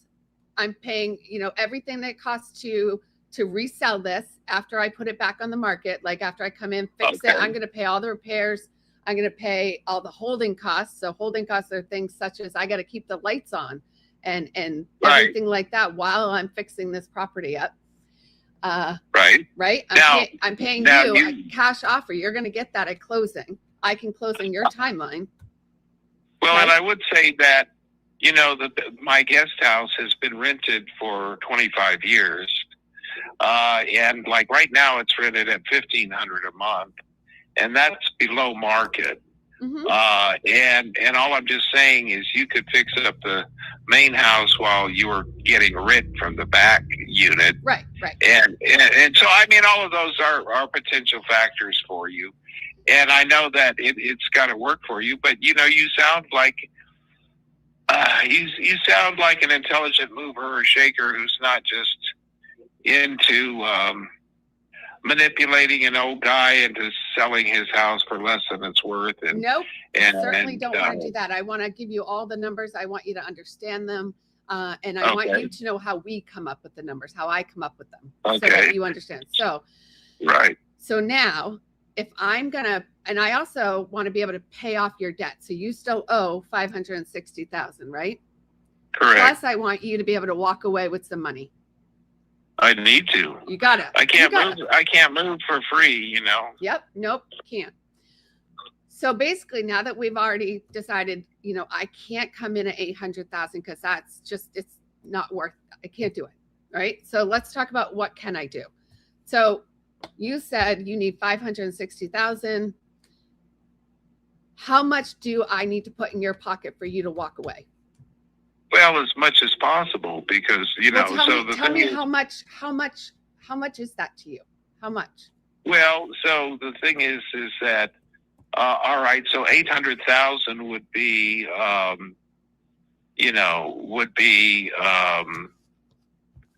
800,000. Hold on a second. 560. That's for. Okay, so that's 240,000. I could shave 40,000 off of that. Shave 40,000 off of 800. Yeah, shave 40,000 off of 800 with the mortgage. So now you're at 760. 760. Yeah, that leaves me with no profit, 0. So I couldn't do that either. Well, and I don't know how you figure your profit, and of course your profit. I just told you. It's not earned. So here it is. The ARV, we already discussed it. Your property is worth $1 million. Okay. The closing costs are about 7%. So that's your realtor fees, closing, all of that. That's going to cost me about $70,000. Okay. Then I'm going to pay the repairs, so to fix up your property, so I can then re-put it on the market at $1 million and get a buyer. So that's $100,000. Okay. Holding costs. So those I'm going to pay because it's probably going to take me a good 3 months, maybe 6 months. Slow down. You've got business expenses. I just have business expenses, Frank, and my right. That seems like now again $1 million is a nice number, and and now it also is. You could say it's $1 million after I fix it up. Now, right, and we agreed to it would if we could put about $100,000 into your property, make it real nice. We could probably resell it for $1 million. And then I have some expenses I got to pay, still being true to my business. But if I came in at your price of $760,000 minus all those other things, I'm going to walk away with nothing after I resell it. I will make it. Well, of course, if you said I would pay $560, that doesn't work for me either. So the bottom line is we have to have a number that works for both of us. Exactly. Listen. So okay. So here's my number. If I came in at 760,000, my all-in number would be $1,030,000. $1,030,000, meaning to sell it for that, or what? That's how much I would be selling it for $1 million, but I would be paying more than that for everything. So bottom line, Frank, I need this around 630. So bottom line, Sam, I need this around 630. Yeah, 630. And that doesn't even give me $100,000. And then that's considerably less than just what the tax man says it's worth. And 630 is going to be too cheap for me. At least it is today. So then what's your number? 760. Now, is it a fair offer? I think that the way that you have expressed it, it is. You're thinking reasonably, and you have to make a profit in order to do this. Mm-hmm. So what is your number? What could you do? A 760 ain't gonna work. I'm just looking. 760 is not going to work for me. I can come in around 630, but what could you do? Well, I'm not sure. 630 would only give me. It would give me 70 if it was a true number. And look what you covered. Basically, that's going to cover the mortgage, the taxes, and the insurance. Then if there's a straggling lien or something, that 560 is going to cover that amount. Now. He's And good so at this. 630 would give me 70 in my pocket. Yep. I'm not gonna take that today, but I really think that you're trying to work something with me. Oh, definitely. And are you the principal, or are you just operating for a principal? What do you What feel is like? what do you mean by that?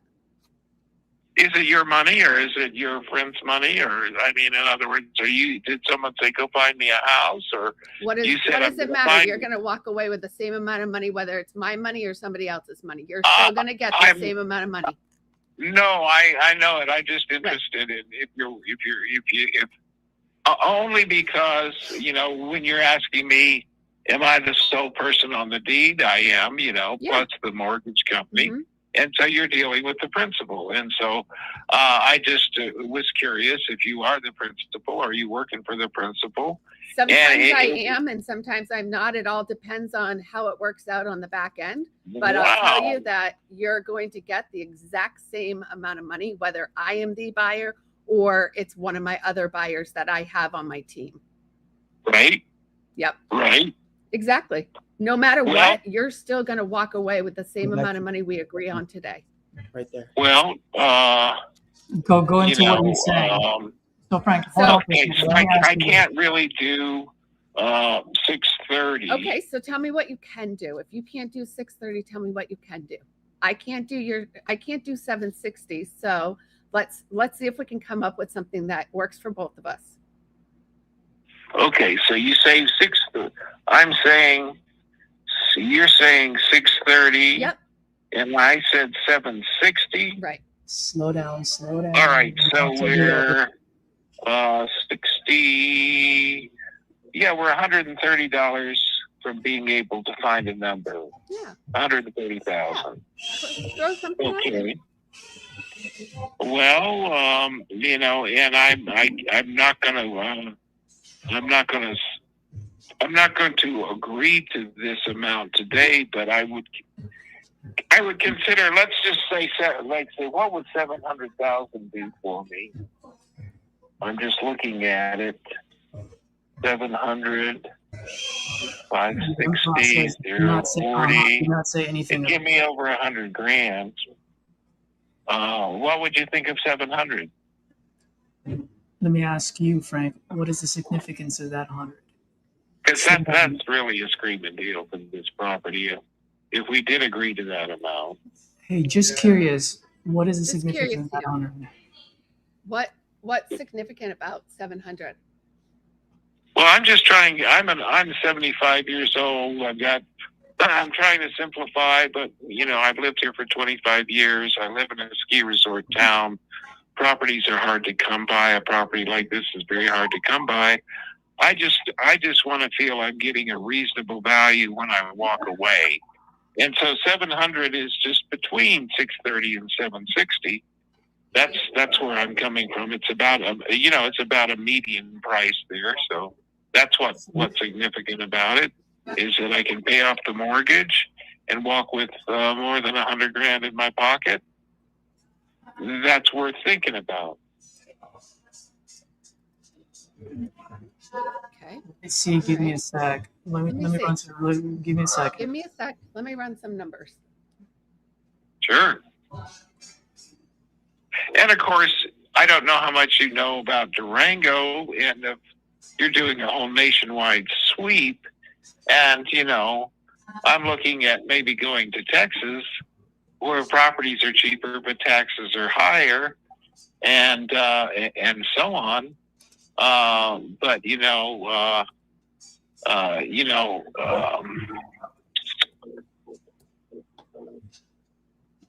So I'm just looking at the numbers here.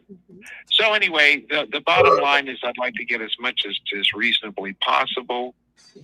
You on your end can only do so much. It would be nice to see the property upgraded and sold for a great price.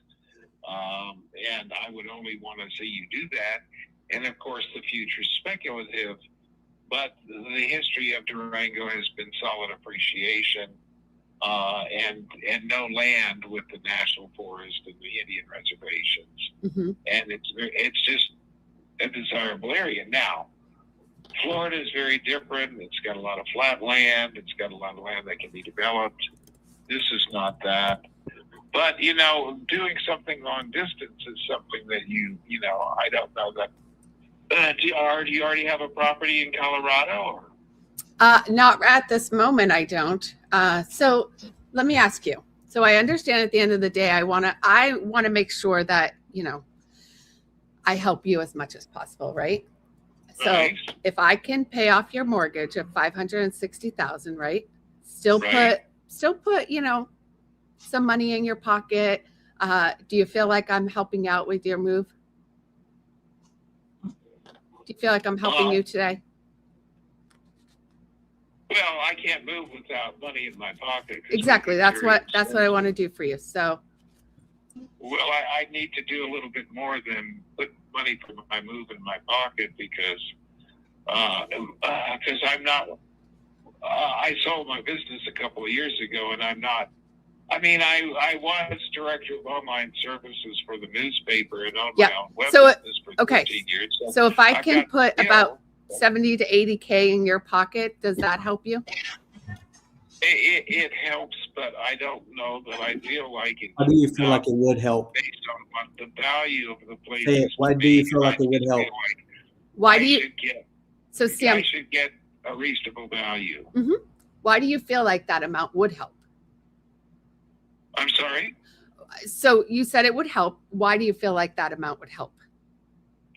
Well, I historically have been bringing in $100,000 a year, but of course I have a mortgage and I have a new truck and I have all this different kind of stuff. So if I don't have a mortgage, I don't need $100,000 a year. But once I sell the house and I'm not working, I'm living off Social Security, which is not much unless I, at 75, start a new career or whatever.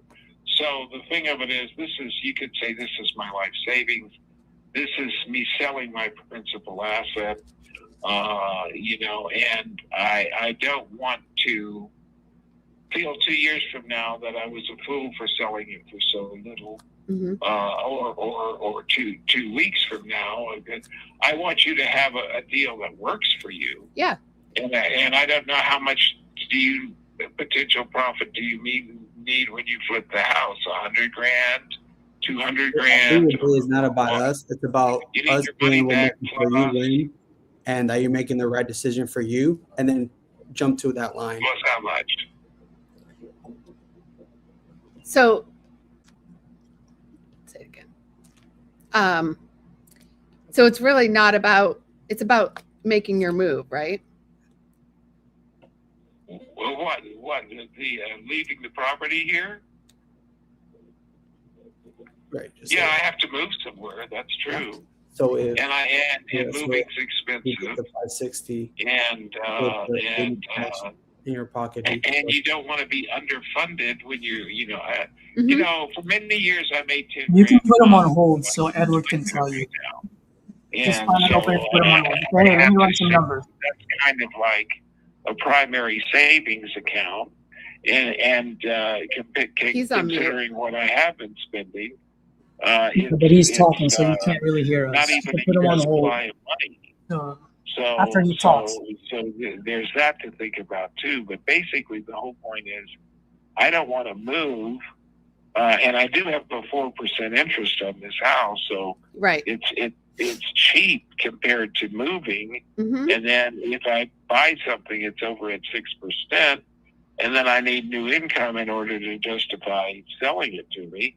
Yeah. Unless I have a good bit of cash, which $70,000 is you couldn't put that as a down payment on the property here. Right. Hey, Sam, give me 1 second. I want to run a couple more numbers. Do you have a second? I do. Why don't you look at getting some numbers, and I'll go fill up my coffee cup. All right, you go fill up your coffee cup. I'm going to run some numbers. All right, thank you. Yeah. Yeah. Put him on hold.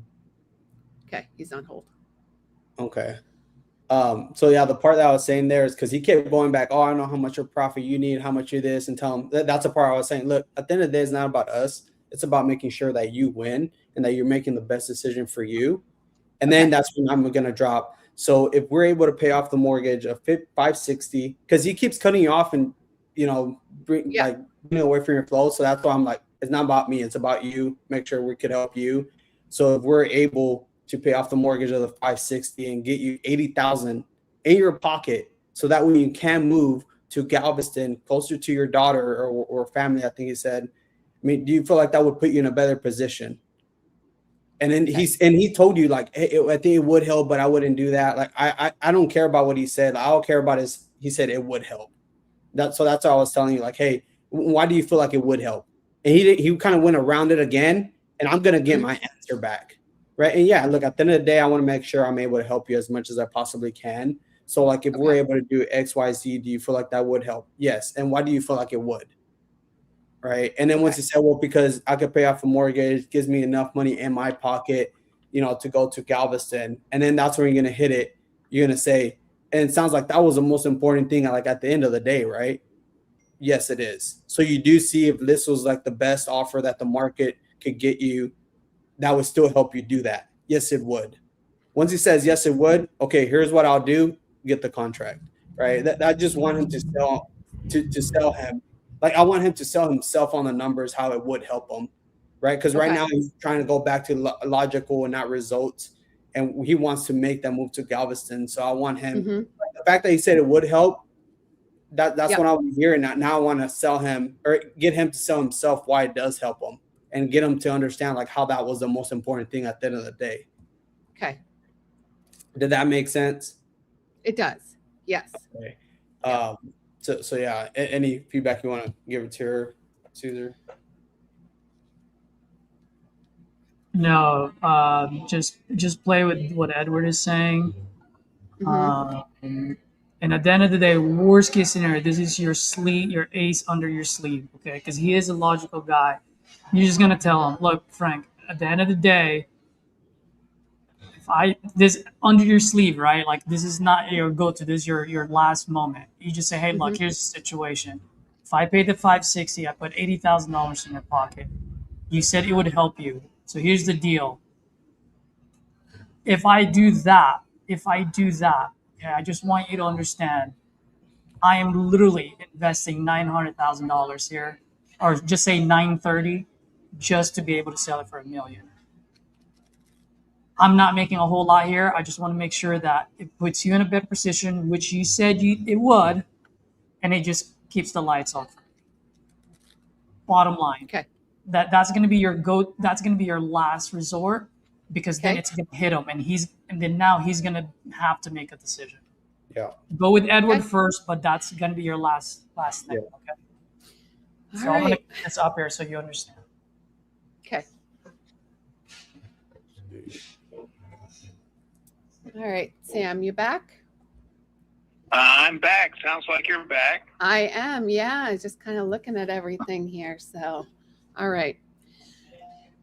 So, ran some more numbers, kind of looked through everything, but here's what I got for you. So, listen, at the end of the day, it's not really about me, okay? It's about you, helping you get where you need to go, about getting this solved for you, getting you the amount that you need, right?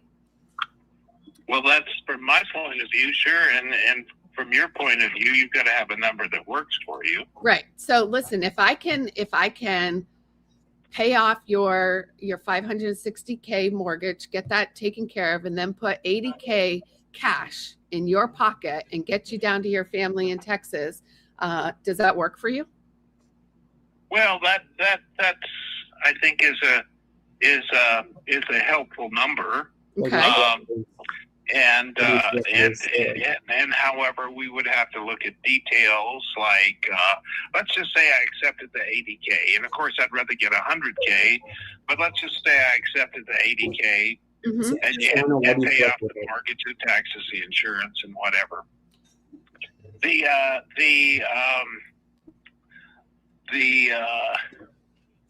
let's see. I'm losing my thought here. I had too many at once. Slow down. Don't say anything. Let them process. Oh, I Do know. not say anything. What kind of et ceteras would be included in that? Meaning, how long would I have to move out? How much time do you and need? would you want the people in the guest house to move out, or would you want them to continue paying rent? Those kind of factors. How do you normally work on things like that, or do you help with moving expenses, or is it a flat 80,000, or? How long do you need to move out, Sam? Well,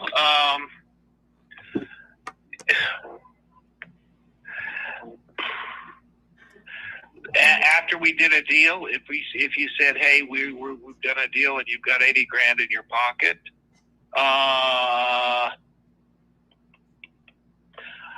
I would say it's conceivable in 30 days, but I also know that I not only have to sell the house, I've lived here 25 years, and I have some miscellaneous stuff. Not that I need to keep all that stuff, or I need to move all that stuff, and I need a place to move to, and I need to, at least initially rent a place. And 80 grand is not going to, be a down payment on a new place. And so, considering that a down payment on this place at $1 million would be 200 grand or whatever. So any event, I would say if we had a deal done, I would want 60 days. 60 days to move out, and the same for the tenants in the back. Okay. Listen, I'm Or here. something, I'm or here to something. make it as convenient for you as I can, If you and could do I'm all going to work on your timeline. that, So, we could do all I'm that would be flexible. your biggest concern moving forward. Okay. Okay. So, Well, I think that you have really worked as a professional to make a deal. I think that we're reasonably close, which I appreciate. That you're thinking of me, and that I have to have something in order to be willing to move. How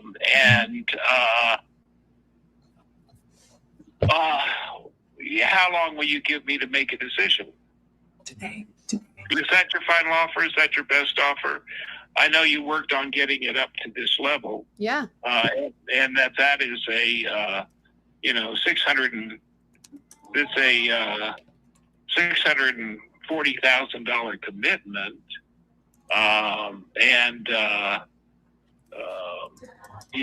I know that you worked hard to get it to this level. I need to think about it for at least overnight, and I need to run it by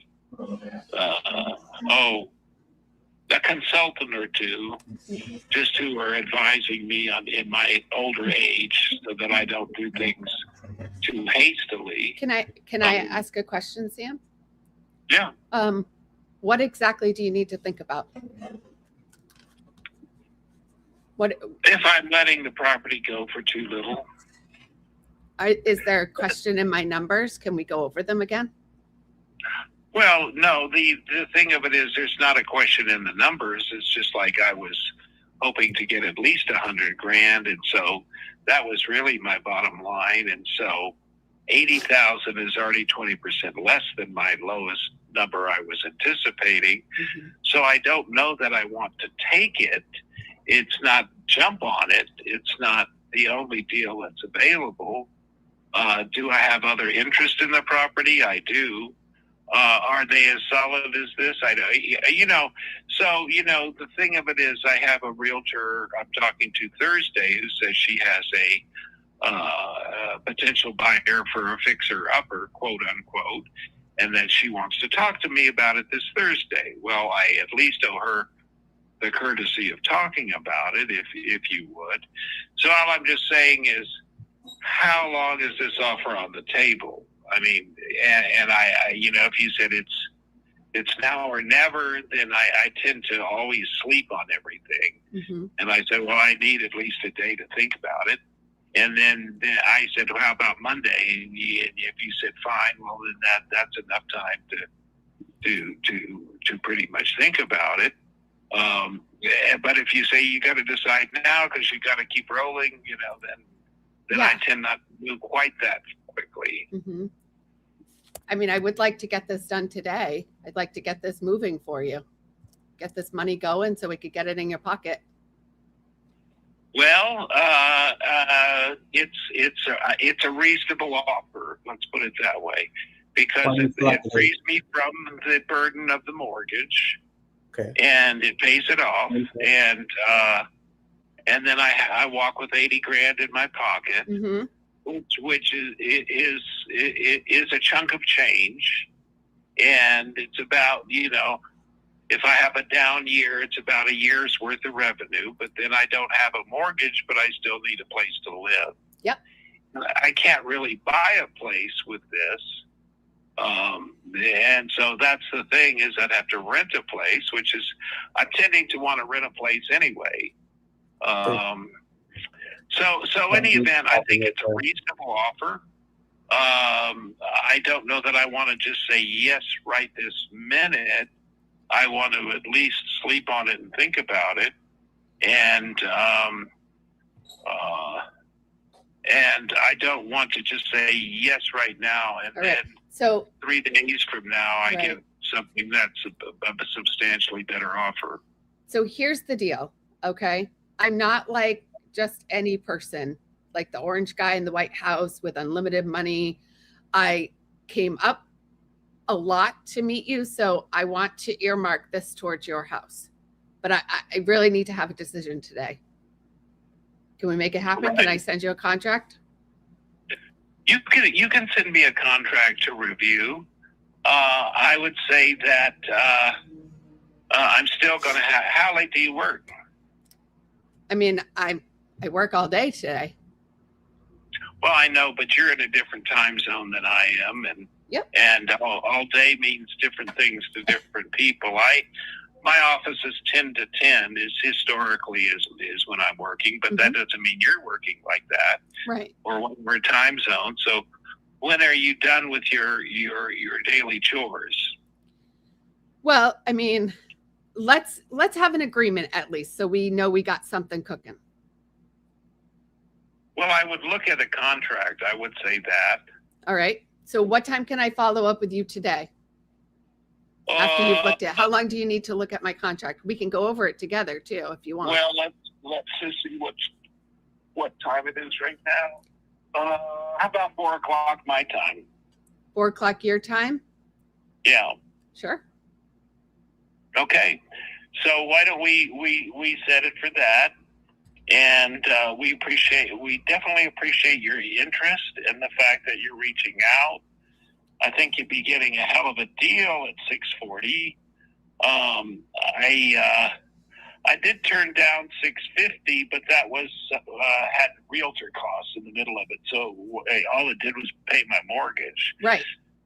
So, Right. so This you're I'm walking away. You're walking away with your mortgage paid off and cash in your pocket. Yeah. Yeah. Right. And if I was a younger person, I might be, jumping at it faster or whatever. All right. Well, why don't you send me what a contract would look like if it's not too much trouble to crank one out? Oh no, I'll have this over to you within the next 10 minutes. Let me just make sure I have your correct email address. So let me just go on here.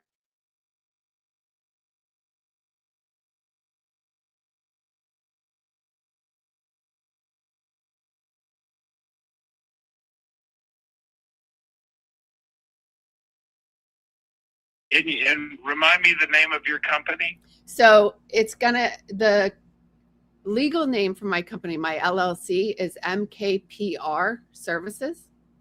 Right. And that's my legal name. So that will be on the contract. And then my name will be on there as well, Stephanie Bain.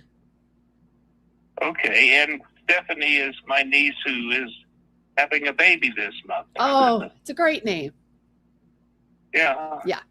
All right. All right. Well, I appreciate your efforts, and I'm gonna call you back at 4 o'clock your time.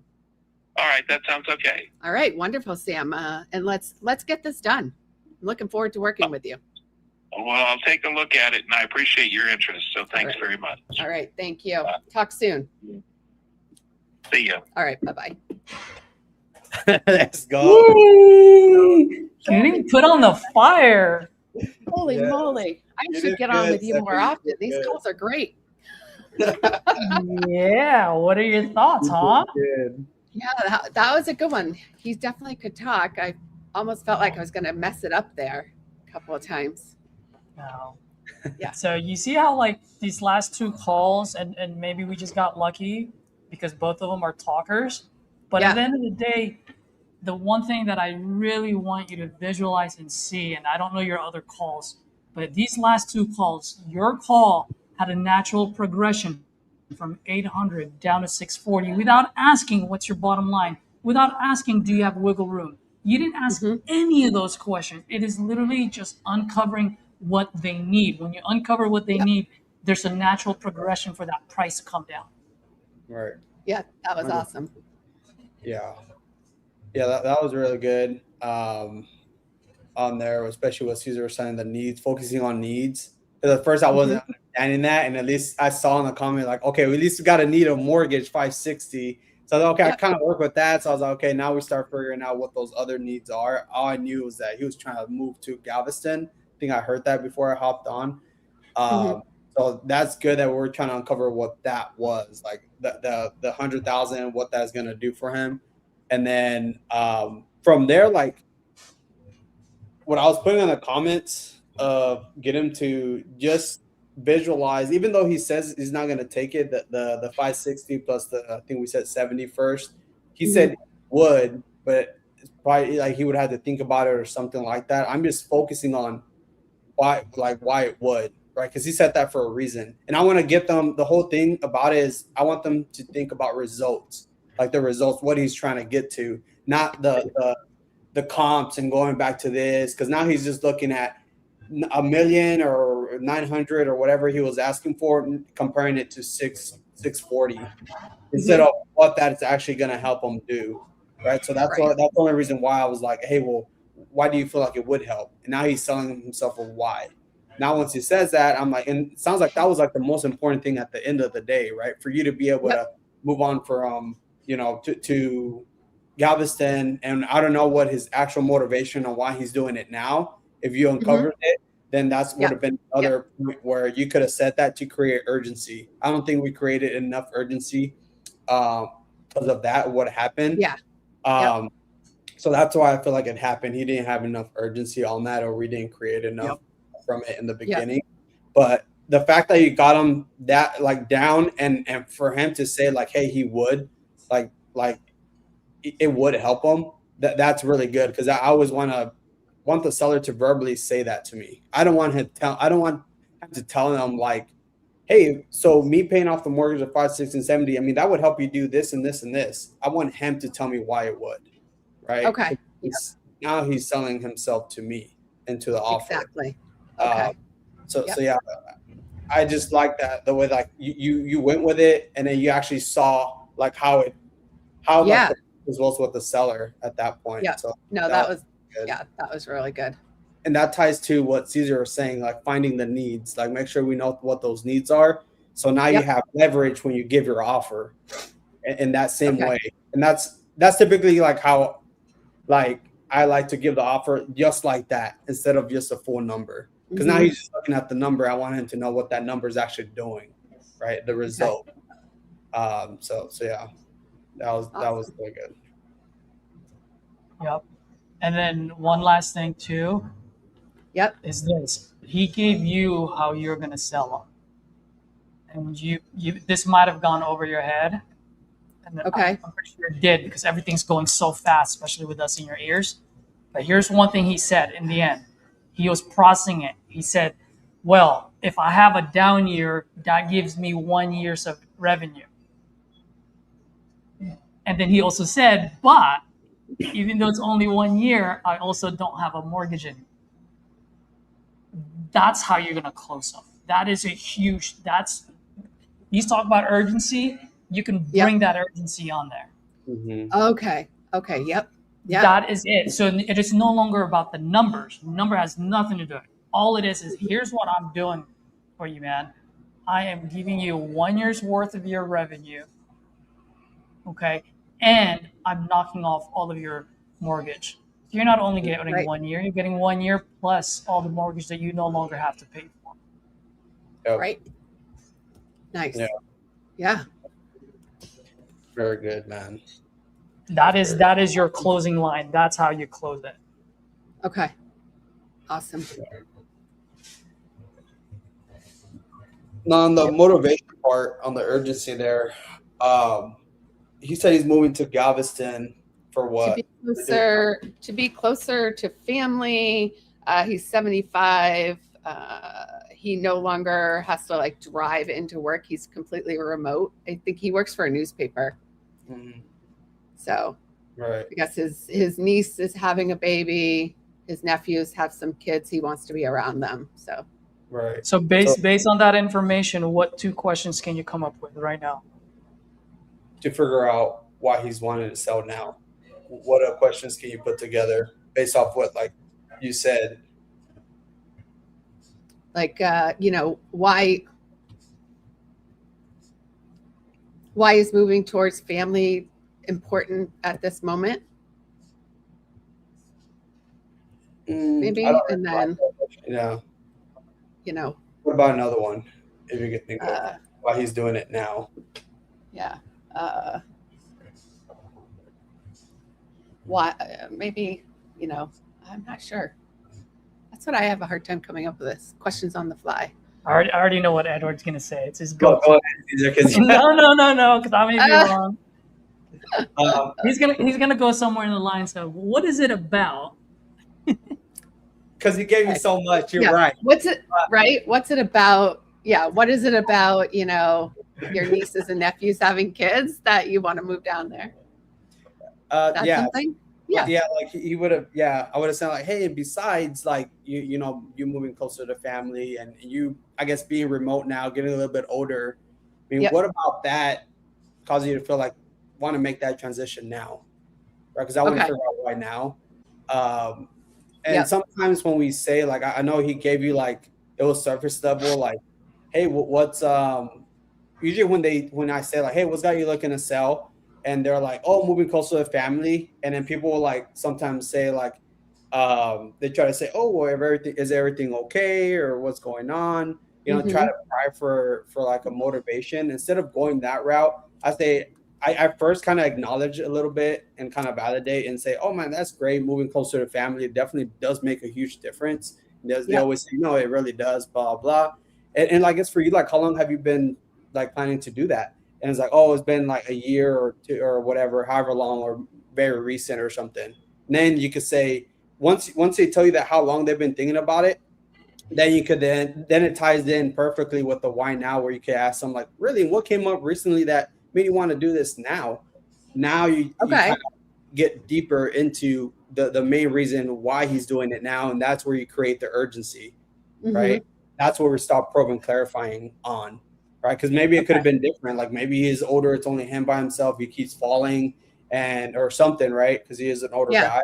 And then you can start probing, clarifying on that specifically, right? Because what he's saying right now, like, oh, he's trying to move there and there. That's just what his result, like what he wants to. But I want to know why he's doing it now. Like, what came up now, right? Okay. Because he's been living there for what he said, 20, 30, like 25 years or something. Go, right. So now he's moving from Colorado all the way to Galveston, Texas, right? So I'm like, man, so you've been living here for some time now, right? Like what came up recently that made you want to make this change now and move closer to Galveston, right? That's where I would be able to uncover more of like. Hold on, I just want to add one last thing. I know Edward's going to agree with me on this one. All right. Okay. All right. Jot this down, by the way, 2 hours and 24 minutes, Stephanie. Because you want to listen back to what Edward was just telling you. Because just in case there's any, later on when you call him, just in case there's any hesitation, Yep. you really got to know like the urgency of like why now. So you got to go through Yes. what Edward Okay. just said, Why now? right? Why now? Right? But you got to do it the way Edward said it, because the way Edward does it, he frames it where it's not like Abrupt. it's not like, because whenever you say why, it's a justification question. So people their guards tend to come up because now they have to justify themselves. But the way Edward is landing those questions, it's more like the guards are down, right? So that's why it's important to. That's why I want you to go back to this and listen to this. Yes. Here's how you're gonna tie it. Oh gosh, I just lost my train of thought. There was a reason. Oh fuck, because this is really important. No. So once you know why now, that's really important, right? Because now you see that there's urgency. That last thing, this is how you're going to bring it home. Is it possible? You can say, hey, Frank, or whatever his name is, if you don't mind, is it possible that what's holding you back from seeing your needs, from whatever the why now is, right? You got to use his own words now. Yep. Is it possible that what's keeping you from his why, what you just uncovered, Yep. what's keeping you from getting there or achieving that is because literally over $20,000. Or if you don't want to go on a price base, you can say, what did he say? Because he said that he's just afraid that he's not getting the right price. Yeah. Right. So is it possible that you're not achieving your goal because of this thought process of yours? Okay. That you're not getting a right price. And that is very, very important, because that's literally what's holding him back. Right. Yep. Exactly. Because that's where he's talking about like framing his mindset now. Right. Okay. Yep. Right. Where you're saying like exactly what he just said. Right. Have you considered, right, whatever he's holding on to, right? Like, hey, have you considered, you holding on to that number or whatever it is, right? Might be the one thing preventing you from XYZ, right? From whatever the urgency was and getting to the result. Yep. No. Okay. And then then I'll look at this. So I'm very methodical when this thing happens. Okay. I love it. Because then whatever he says there, then this is your home run. This is your knockout punch. Because then you can say, well, now here's the thing. Earlier you mentioned this will get you your 1 year's worth of revenue, plus no more mortgage, plus it gets you closer to your family in Galveston. So it is no longer that 20,000 just disappears. Yeah. Far in the wind. Right. Because you're now tying everything together. Right. That's why we're saying that it's important to have urgency and those needs, and that's where it ties up together at the end, right? Because that's why when, like, at the end of the call, I was like, okay, it was something about urgency. Like, we didn't create enough urgency in the front end for us to bring it back right in there. The end. Okay. Yeah. Exactly. Yeah. So that's it. That's how you're gonna close it. Plain and simple. That's how I'm gonna close it. Let's go, dude. We went from 800 to 640, baby. Let's go. Yeah, that was great. There's a whole lot of talking in there. Oh man, you could talk. But also too, like, proof of concept, and to everybody watching, like, you don't have to be perfect. Like, you can still mess up and still get it through. Yeah. Right. Like that's the main thing. Like, there's not gonna be a perfect call. Like Caesar, even me, like I'll trip up sometimes in certain words, or I like fog up. I'm like, oh man, and okay, have to bring it back. So it's all right to not be perfect on a call, like, because you're not, Yeah. So. Nobody is. Yeah. Oh, I definitely have some dumbass calls. That's funny. All right. All right, we got 5 new leads. Julius, welcome, by the way. Sorry, you came in like in the middle, so we're like. Oh, it's okay. I got a lot of value from that, even though I came in the middle. I'll just watch the replay. But that was good. I like the urgency there. That's something that I didn't think about. Just getting that and tying it into the end. Right. Yeah.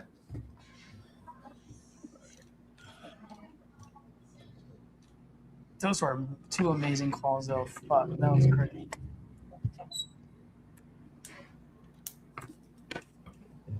earlier, Edward, she got the guy to come down. I forgot exactly how much, but he went from 60. He was asking for 65. Oh my gosh, Hard yeah, on what it. was that? Came down to $30,000. Yeah, he wanted 60 to 65, Well, came down to 30. I gotta call him back and follow up with him because I yeah, couldn't close him. that was his bottom line number was 30. Yeah. But she didn't have all the ammo, the tools to like hit home on that 30. Right. So then now she's gonna have to come in and figure out, okay, how much, like what is it? What is the significant? Why can't you do 30? Because he said it. He said it himself. 30 is like it solves his problem. Right. Yeah. He just didn't want only like to split 4,000 between him and his brother. So I gotta keep working that one. So that one, his frame of mind is in the 2000. You got to shift that into him solving all the big ones, which is the 25, the 11, the 8, blah, blah, blah, whatever it is. That's huge. 30,000 because he's splitting it with a brother. No, because there's 25, there's 11. Yeah, what was it? He's got an $11,000 lien on his home that he needs to get paid off. And then he's got like $25,000 in, or he says about $25,000 in expenses for his parents' house or his mother's house. She passed away, that he wants to pay off. And then he's got to split with his brother. The difference. Or in inheritance, the difference of what they get. So instead of selling the parents' house, he's selling his house so he can move into his parents' house or buy his parents' house. And they were going to split the difference. So we're trying to come up with what they could do. Okay.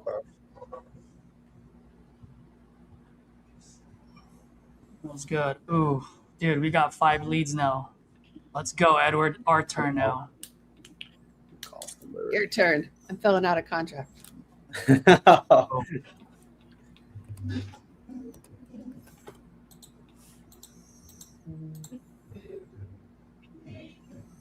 Hello? Hey, Miss Carla? Hey, Miss Carla. Good afternoon. My name is Caesar. I'm just responding to your online inquiry. Looks like you filled out a form on my site about 15, 20 minutes ago about your property in Odessa on North Galahad. Yeah. Wonderful. Yeah. Looks like you're looking to sell this property. Is that the case? Yes. All right, wonderful. How much are you looking to get for this? Well, I have an issue right now because I've talked to real estate agents and they've given me a quote as what I could list it for, and then I've called some of these people that buy houses for cash, and the thing is we've got tiny house, granny pod, whatever you want to call it, in the back, and that could be rental property, but they're not even considering that. They're giving me a quote for the house and basically the land. So I don't know whether to put that in with you or if that's something I need to sell separately. You talk about the tiny home? Yeah.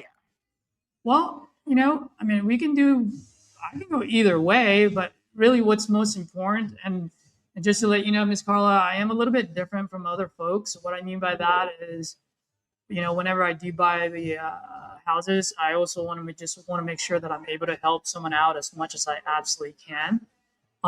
So I can be flexible. If it makes sense for me to pick up the tiny home, great. If not, I'll let you know as well. But at the end of the day, my concern, my goal is to make sure that I'm able to help you out and achieve your goals.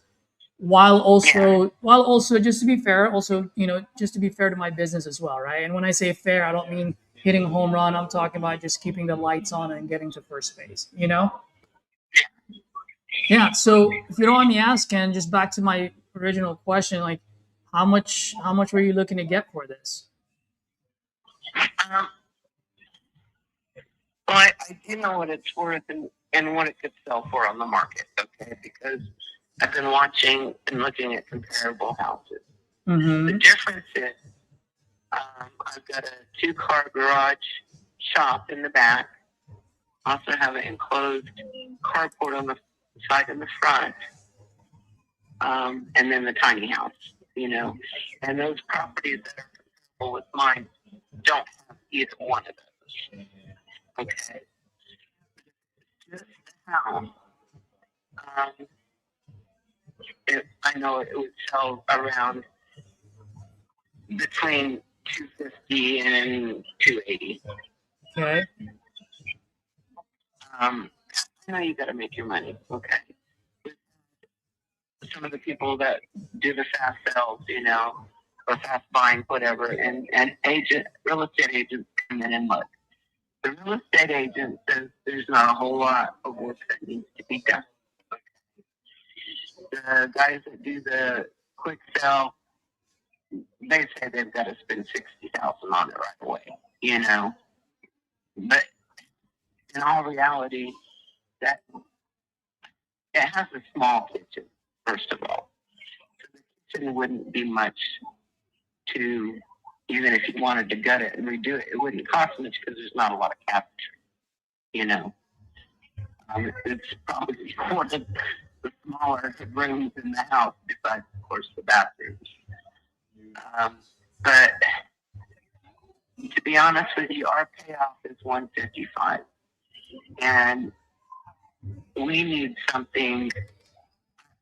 I'm saying around 200, 205.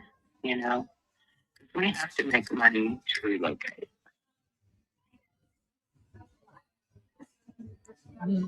Relocate? You guys moving to a different town? What's going on? We have property in Colorado. Oh, nice. No way. Downsize. Oh, what part of Colorado? My teammate just got off the phone with someone from Colorado. It's crazy. We're buying 36 acres in Alameda. Oh, nice. 36 acres? Gosh, if you don't mind me asking, how much is that? That's a good amount of land. How much is that costing you folks? $22,000. Ooh, that's a pretty good price, or is it? Yeah. When are you looking to buy that? We've already bought it. We're paying half of it off. And it was unimproved land, but once we bought it and got on it, what they didn't know, on the back side of our land is a brand new power pole that's connected to property, you know, so it has power on it if we want to hook up. And we believe there's a well back there too. But we're prepared for none of that because we've got wind turbines to put up and solar to put up. So and my husband owns his own business, so we just want to get out of the city. Yeah. So if I heard you correctly, and I'm sorry, you're kind of like in and out. So if you don't mind, if I'm gonna repeat myself, please have a little bit of patience with me. So if I heard you correctly, you guys said that you already bought the place in Colorado. It's already paid off, right? Or you have a mortgage on it? Well, no, it's just land payment. Okay. We paid for half of it. Okay. So that's awesome. And then when are you folks planning to move out there? As soon as possible. I want to do it before winter. Yeah, well, that's a good way to go about it. So is this is the sale of this house dependent on you moving out there, or are you going to move out there no matter what? Well, yeah, because, you know, we're paying a mortgage on it, you know, and my husband needs to be able to put his time into getting us moved up there on the land, you know, instead of working. Mm-hmm. We do need the cash. Absolutely. Okay. And so, if I heard you correctly, you said the payoff amount right now is about 155. Yeah. 155, right? Yeah. Okay. So, if this makes sense for me and I'm able to pay off all that $155,000 clean slate, I mean, how much do you guys need in your pocket to be able to move and be out in Colorado before winter time? whatever we could get. You know, I've already been pretty lowballed by a few of them, and it depends on whether you want the tiny house. The real estate agents have looked at it. The guys that come out and buy for cash, they could really care less about it. But the real estate agent says that it would definitely be HUD approved. It's not that old. It's got a full bathroom in it, has a kitchen in it, has a mini split. It's hooked up, ready to go. Okay, so let me ask you a couple of quick questions, because then it's probably going to help me get a better understanding of the market out there. First one is the realtor. Did she tell you how much you can sell it for right now as it sits, or did she tell you how much you can sell it for after you fix it? The first realtor I talked to, she said there were a couple minor things that we could do, and they really were minor. And she would list it. She would probably start at $299. After you fix it, or as it sits? It pretty much as it sits. It was just minor things that she wanted fixed. Okay. A little, like there's a couple spots on the wall. The paint needs to be touched up a little bit. But she's wasn't even worried about that. She was sold because it does have the tiny house back there, which in this area, it's oil field.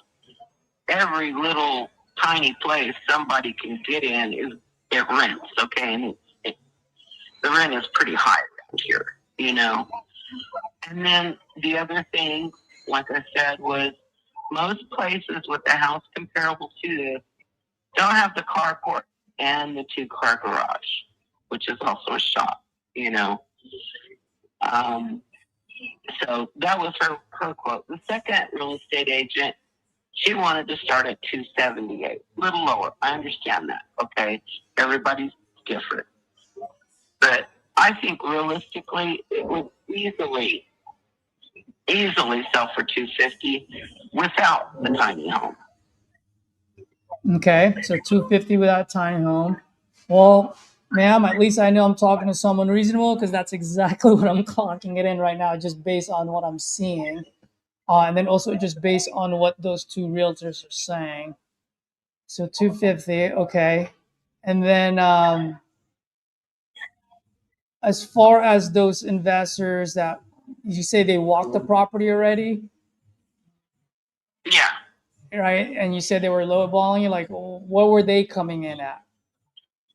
One guy didn't even want to give me the payoff, and I'm sorry, I was a little offended. I didn't tell him so, but, because he didn't know my payoff, but he didn't even offer that, Mm-hmm. Another one thought he could give me around, 170, but then the payoff is 155, And then I talked to a couple other ones and dug a little deeper, and most of them weren't even counting in the tiny house, I don't know. They want to flip the house. I understand.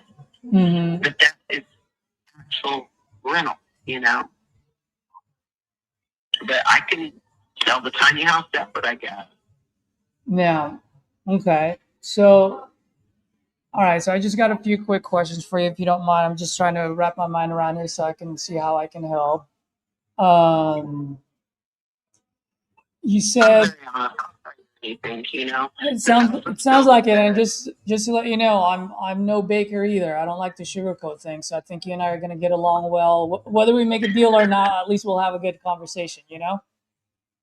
Yeah. So let me ask you a couple quick questions real fast. Actually, a few. One is, how much can I rent that tiny home for? Realistically, around here, about $1,600 a month. All right. How much can I rent your house for? 23 to start. I mean, it could even go higher because of it having a shop. So we're looking at about. So we're looking about about $3,000 or $3,500 between the two of them. Easy. Okay, so I'll put 3,500 on here for both of them. How much do I need to sink in for your house to get it like rent ready? When I say rent ready, I mean, it's probably livable because you guys live there.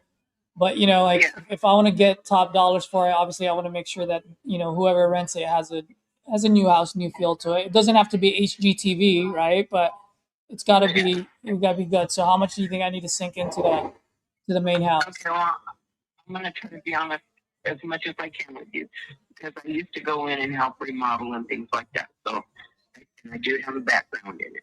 Okay. Very minimal in painting, okay? There's a couple little places that need paint, okay, Mhm. touch-up paint, okay? Very little drywall work. I think there's one spot in the living room, when we first bought it, somebody had cut a hole in the drywall to put their TV, okay? And it's 10-inch square. That's easy to replace. Little paint, there you go, okay? I had deep cleaners in here cleaning top to bottom, filling down, okay? I would redo the bathrooms because they're the original bathrooms, and this was built in the 80s or 90s. I put new fixtures in the bathrooms. Not just fixtures, but like a new shower unit, new toilet, because these are old. The kitchen, I have a very small kitchen, okay? I'm not even joking. The cabinetry needs to be replaced, but we're looking at minimal cost in the kitchen because there aren't any cabinets, You got cabinets under the sink and beside the sink, and then you got a few cabinets around the stove. That's basically it. Very little counter space. And it wouldn't cost much to go in there and just pull it out and put new stuff in. The flooring looks like large ceramic tiles, but it's not. It's linoleum. And my thought on that, and even the bedrooms, because it's original carpeting, it's old, pull it all out and put some of that epoxy resin down, and it would take care of any issues, and there's not really a lot of issues. There's a couple places that where the linoleum meet and they grouted it in that has chipped away. In front of the fireplace, there's been rugs there, so it wore some of the coloring off, So basically, that would be it. All right. We have Since you used to do remodeling, just give it to me straight up. What's the dollars and cents for that main house that I need to sink into there? Okay. It's been a while, but let me seriously think about it. I think easily and it should be more than enough. I would say 30,000. 30,000 for the main one. Because, like I said, that kitchen is tiny. You're not spending a whole lot of money in the kitchen. Okay. And shower units aren't that expensive. Toilets aren't expensive. Okay. So that's my thought. What about the tiny home? Do I need to do anything there, or is that good? Oh no, that's practically brand new. I mean, there's Brand new. nothing that needs to be done. Did you guys get a permit for that, or did you guys just add it on? We live in the county. Okay. So we just pulled it onto our property. Got it. All right. Okay. Okay. My mother-in-law is out there right now. Oh, okay. Here's the only issue is when we were digging to get, the water turned on, set the power, my husband was working with this company. They had HVAC trucks that you can come in and use water to drill through rock, and suck it right up. Mm-hmm. Well, we got the lines for the water, got that in there, hooked up the power. We were starting to do the sewer when he lost that job. So we were digging by hand. We've only got about 10 foot left, and the rock was too much. So we need to get a trencher in there to go the last 10 feet.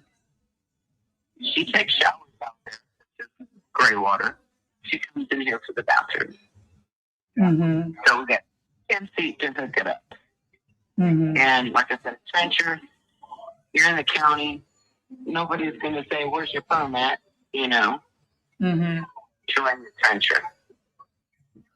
Okay. All And right. then you have a legitimate rental right there. It's got its own, we've made our own little fenced-in yard.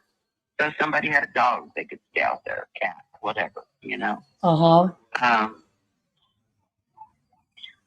And, there's plenty of parking around here, for sure.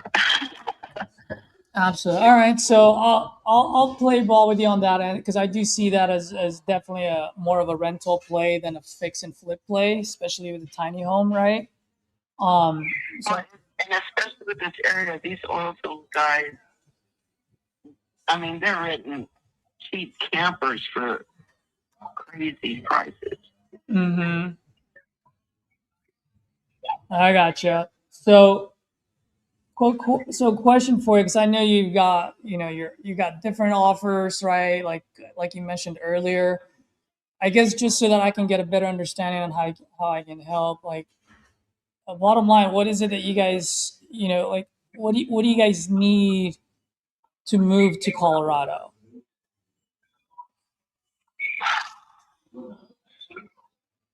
Oh. Well, we were really hoping to get about 50 out. And I think where we're at with what we've got offered right now, going with the real estate agent would be great. But the longer we wait, the harder it is going to be moving because of the weather, Yes, ma'am. And that's, I really have to consider that. And, because that's, even if I had a buyer tomorrow from real estate agent, it's going to be a while to close. Mm-hmm. I know how that works. But what we really wanted to get was, I would say at least 50,000 is what we'd really like to get. And from the offers that I've had, I could take one of those and then sell my tiny house, and I'd probably have it. Mm-hmm. And if you don't mind me asking, I know you said what you guys would like is the 50. I mean, what's the significance of that number? Well, in case we have to drill a well, that's going to cost $10,000. Which, if there is a well on there, which my husband thinks there might be, it could be sanded in. We'd have to drill it anyway, So, and if we don't go with a well, then we're going to have a big tank and water hole. We have to look at those things. We don't have a tiny house yet, and I've been looking at them, and I have to have money down for one of those, so at least I can get it moved up there. How much? By the way, I've never looked into tiny homes, even though I'm very intrigued in those. Like, how much are down payments for those usually? Well, some of them are very expensive. I don't like to go the expensive route. Yeah. We're looking at between 35 and 50,000 for one of them. And most places, they want 5 or 10 down. That's reasonable. Okay. And then payment. Okay. And that includes them moving it and setting it up. Uh-huh. But we need the money too for my husband not to be able to work so he can be moving us, because he's diesel mechanic, Okay. and it's a lot of tools and a lot of weight. And he has work trucks, and then we have personal vehicles. You know, so he's going to have to be taking loads. And then if, you know, we've been trying to sell some of our stuff here and there, but the market for that is a little slow around here because everybody's got it already. You know? All right. So if I'm hearing you correctly, you're talking about $10,000 potential. You don't know if you need it yet, but potentially you want to have $10,000 kind of just saved on the side so that if you do need to put on the well, you have the 10,000. Yeah. You need about $5,000 for a down payment for the tiny home, Yeah. right? And then how much do you Yeah. and then how much do you need for, like you said, for your husband? Well, we need some kind of cushion. I would say 5 or 10, you know. 5, okay. All right. Because there's nothing on it. We have to build everything. We have to or put everything on it, you know. We've got to build pens for our animals, you know. We've got to make sure our mother-in-law gets up there with us, you know. We have a lot of responsibility on our shoulders. Okay. So let me ask you this. I mean, and I don't know where I'm going to come in yet because I'm still looking around. I'm trying to get like all the information, and I can make my decision today. By the way, I'm still looking around now, just in case. I mean, let me ask you this. Just playing a little bit of devil's advocate here. I mean, if you guys can get out of there, like you said you wanted to get out of there before winter time, right? Is that what you said earlier? Or you want to get there as soon as possible? Exactly. So if I can get you guys out there before winter time, and let's say you have about $20,000 in your pocket for the tiny home. You got $5,000 for the tiny home. You got $5,000 for your husband, and then that $10,000 just as kind of like a cushion, just in case you need it. I mean, would that even put you guys in a better position than you are today, where you can go to Colorado and be like, hey, we've got a good chunk of money here. We're pretty comfortable. Just 20, that would be rough. To tell you the truth, it would be rough. Because, you know, we're not moving out there into a house. Mm-hmm. We have to, you know, we go out there, we're going to have a place to stay until we get the tiny house or whatever, you know. Yeah. So, you know, it's, you know, sure, I can rent a place for a month or two, you know, but finding a place that will take animals and, it's just going to be difficult. Yeah. So that's why we need a good cushion.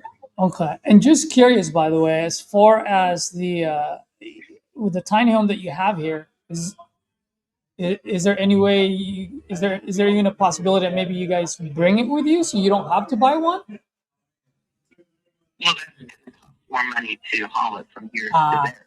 Yeah, it's going to cost more money, and it's probably going to be less convenient, right? Well, yeah, I mean, there's certain permits with each state, you know, because we'd be crossing through New Mexico and then into Colorado. So. Okay. And one other thing, and I'm going to ask you this because I may have a potential solution here. Just curious, as far as your current mortgage right now, are you guys behind on any payments, or are you guys caught up? No, we have one due at the end of this month. Okay, and how much is you guys' mortgage per month? $113. I'm sorry? $1,000. 1,000 and what? Oh, 1,400 a month.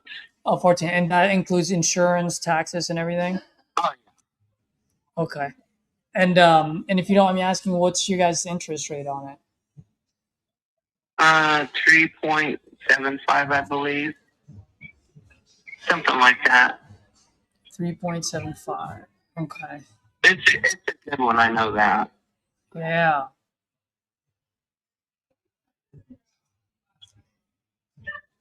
Okay. Let's see here. I'm just trying to see how I can make this thing work for you folks.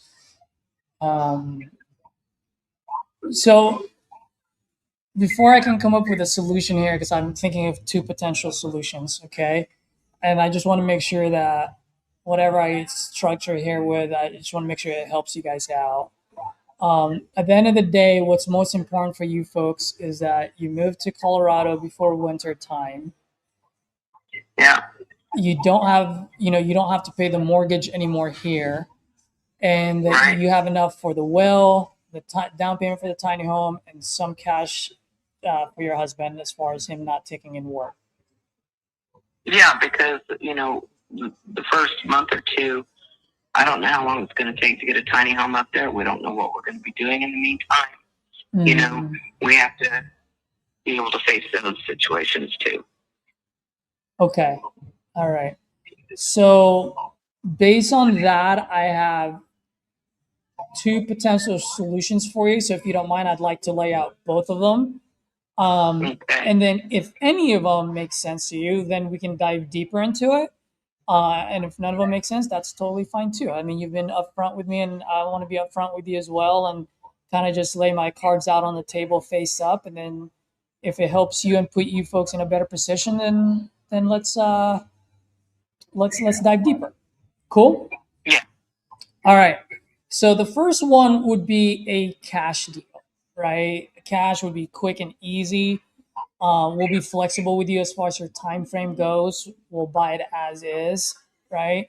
That being said, just for full transparency on the cash deal, it's really, really tight to have any meat on the bone on the back end.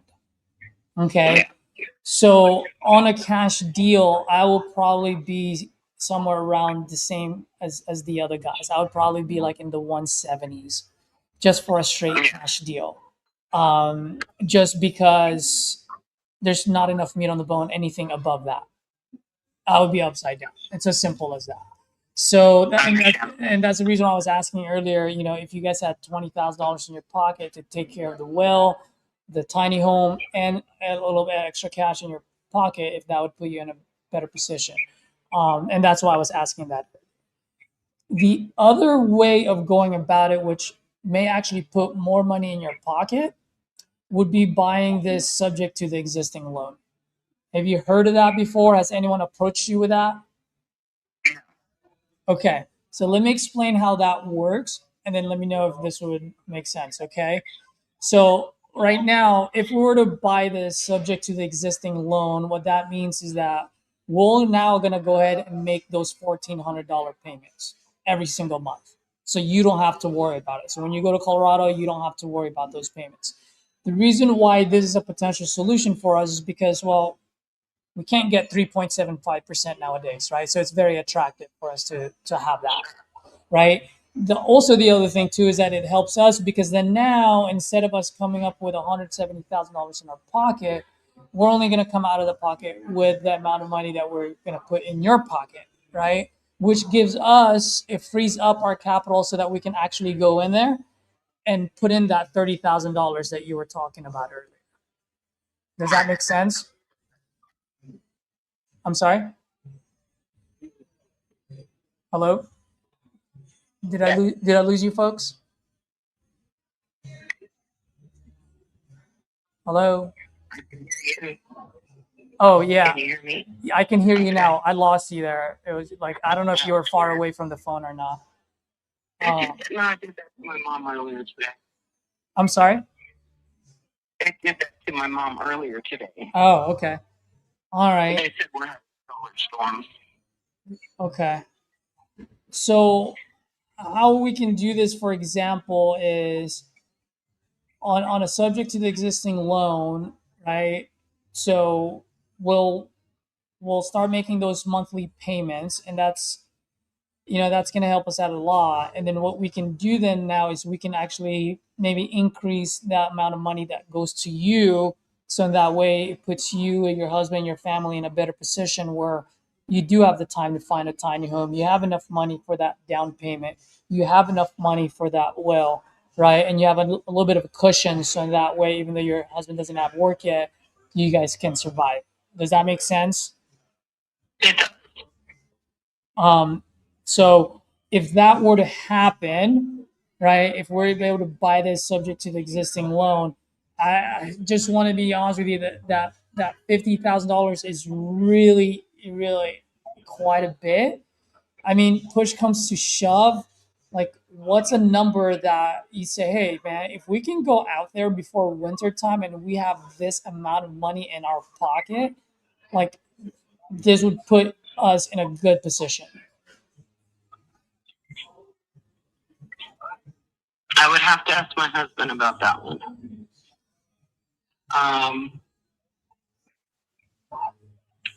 Ben, so this guy has a thing where they could take over the payments and on the mortgage, get in here and fix it up and then sell it, but give us some money for what would be the lowest you could take.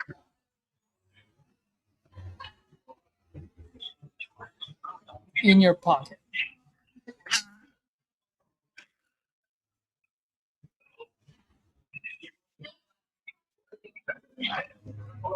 No, he's going to buy it, but he would take over the loan because they can't get it at the rate that we have it.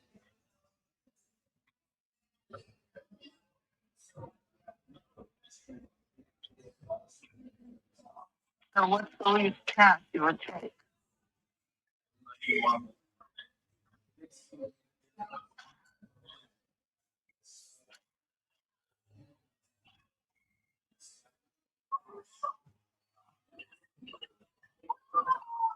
So he's thinking about it. So if you assume the loan, it would still remain in our name, though, right?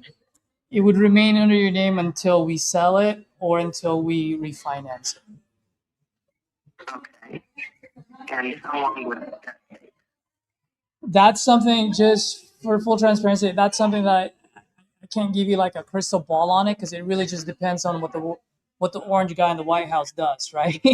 I mean, we may be able to do that in the next year or two, or it may take us 5 years or 10 years. Like, it really just depends. At the end of the day, it just has to make financial sense for us.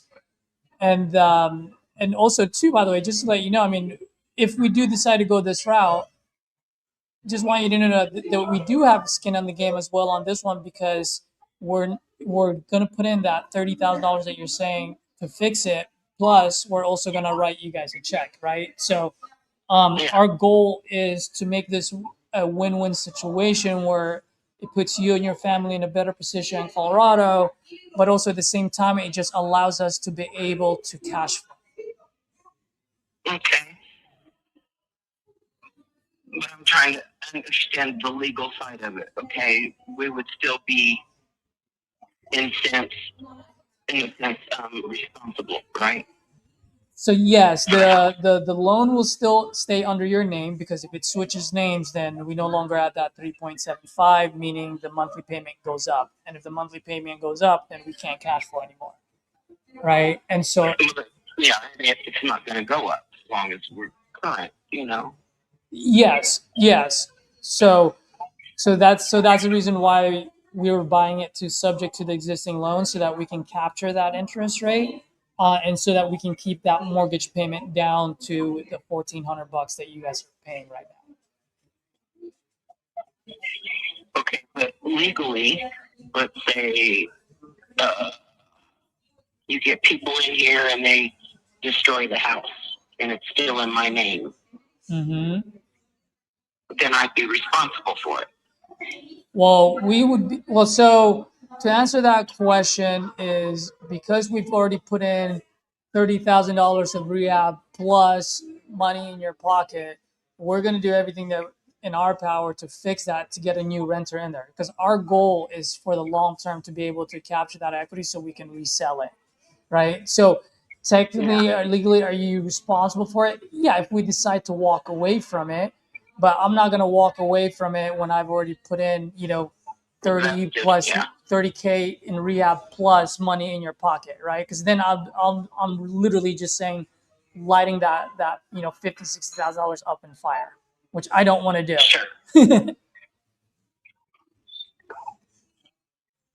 That's understandable.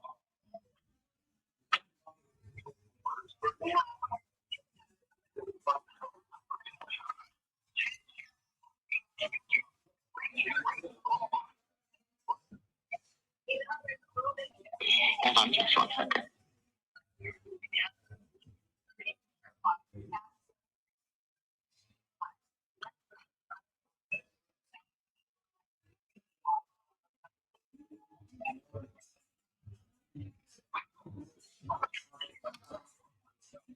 So do you have a thought, Ben?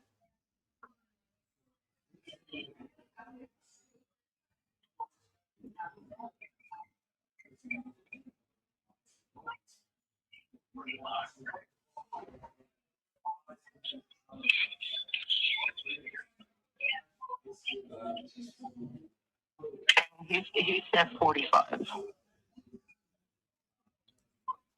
45, you said? Yeah. You said 45. Yeah.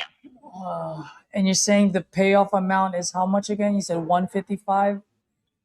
Yeah, I think it's 154. Okay, 150. Okay. All right. So here's the. Interest rate may be a little lower than that. Okay. All right. So we're looking at 3.75 top end on that, right? Yeah. Okay.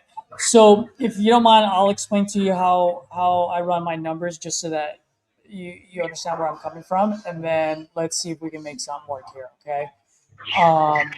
So let's say I agree on that 45, right? So the 45. So I give you guys the $45,000 in cash, and then I'm taking over the $155,000 loan, right? So essentially, what's happening there is ultimately the purchase price is $199, right? It's the what you owe plus the 45. Okay, so whenever I buy rentals, I always just look at two things that needs to be checked off, and if those two things are checked off, then I'm able to hit first base, right? So the two things is this one, and you probably don't care about it, but if you don't mind now, I just like to explain so that you understand that at least I'm reasonable and trying to make things work. So two things I'm looking at is my rent rate and my equity. What I mean by that is when I buy properties, rental properties, I just want to make sure that after I put in all the costs, meaning the rehab costs, closing costs, everything, I just want to make sure that if I refinance it right away, which would be great benefit for you folks, right? Because then that gets rid of the loan, right? I need to have at least 20% equity in there, just so that after I put in all the money in there, I can go ahead and what we call burr it out. We just refinance it and pull our money out. Okay. The benefit of us being able to do that is then once we refinance, well, your note gets paid first, right? So that means you guys are complete. It's no longer in your name. Okay. And so one, I need to have 20% equity. And then the other one, I need to be like at 1.5% or higher in Odessa. What I mean by that is just whatever my rent is divided by my all-in number. Okay. So if I buy this off you folks at 199, meaning I take over the loan for 154 and put $45,000 in your pocket, I'm almost at that 1.5. I'm at 1.4%, right? So I'm okay with that, especially if I can help you folks out. But here's the only issue that I have is that if I buy it at 199, I would literally be at 13% equity. And so that means it's going to just take me a lot longer to be able to refinance it. And I just want this to be gone as quickly as possible. So just the 45 is just going to be a little bit tough. But if I can, what I can do is, give me one second. You said you owe 154, right?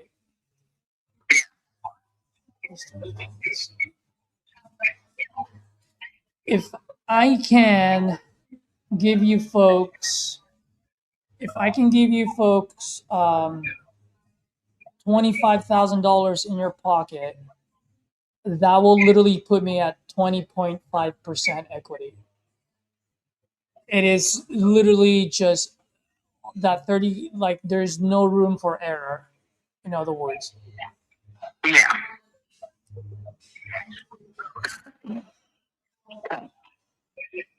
Yeah, it doesn't even sound doable right now for us. It would almost be better to take the 170 and sell the tiny house. Because I know that it would be easy to get 30,000 for that tiny house around here. You know, and it's not an exaggeration of the amount that you $1,600 a month easy, you know. And maybe even a little more because it's, you know, their utilities are connected to our utilities.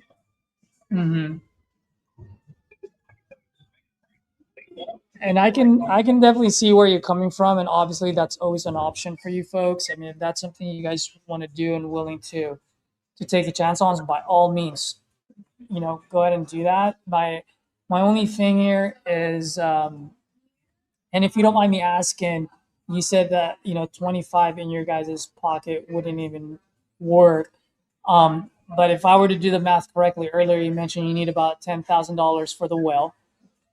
You need about $10,000 in your pocket, you know, while your husband's not working. And then you need about $5,000 for the tiny home as a down payment.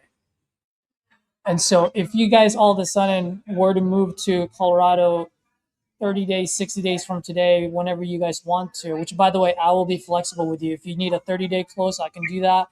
If you need 60 or 90, I can do that as well. Right? But if you guys were to go to Colorado with $25,000 in your pocket, then doesn't that solve the well, the tiny home, and the income loss? Because wells up there start at 10,000. Okay, The what? That's just to drill a well. Oh, okay. The starting price there is it starts at 10,000. Okay. Mm-hmm. And it goes up from there. And that's just the starter price. Okay.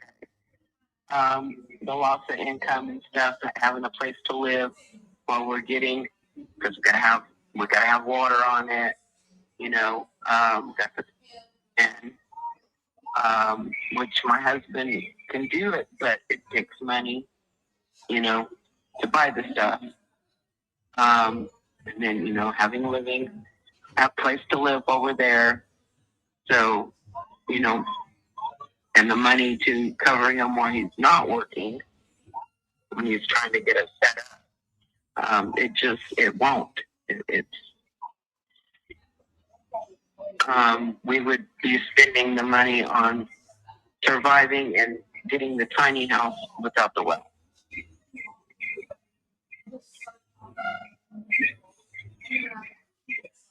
Which we could even do that, but we have to then buy a water tank, which are a few $1,000s, you know, and then have water delivered. Mm-hmm.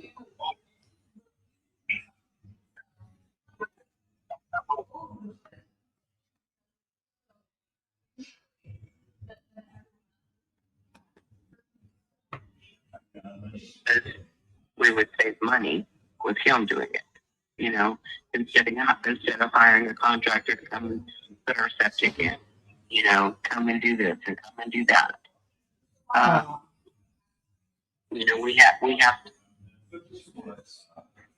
to build an area for our animals, you know, that's got to be fenced in and kennels built, stuff like that.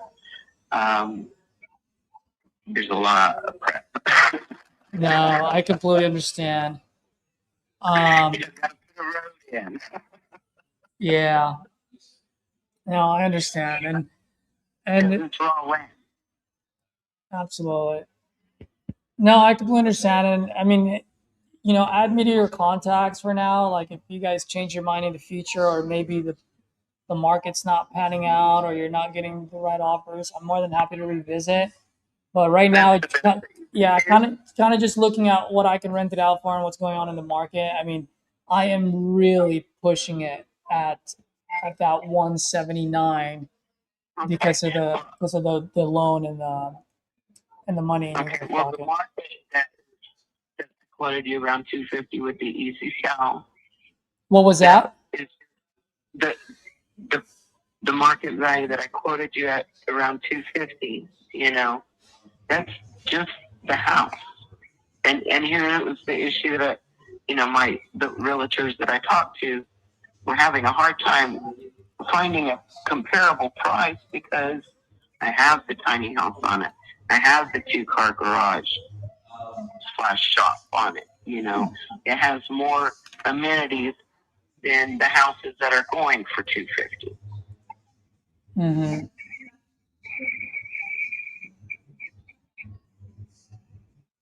That's why the one realtor, she says, we're going to start at 299. She says, I might even push it to 319, and the other realtor, the lowest, I would start it at 278. She says, but If I were you, I would go with that realtor that said 278.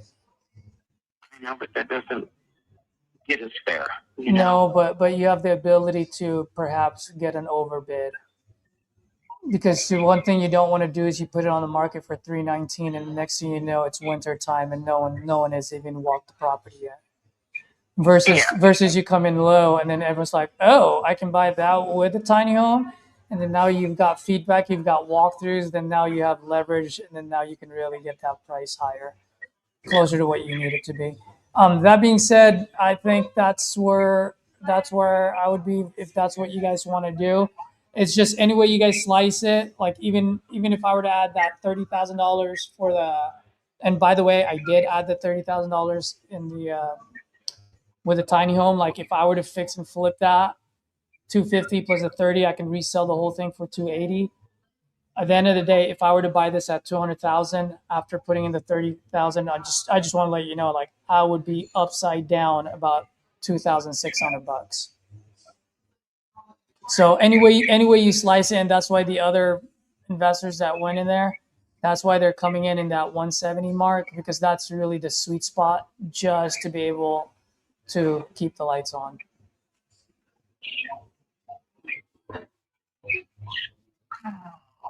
Well, I wish your number was a little higher.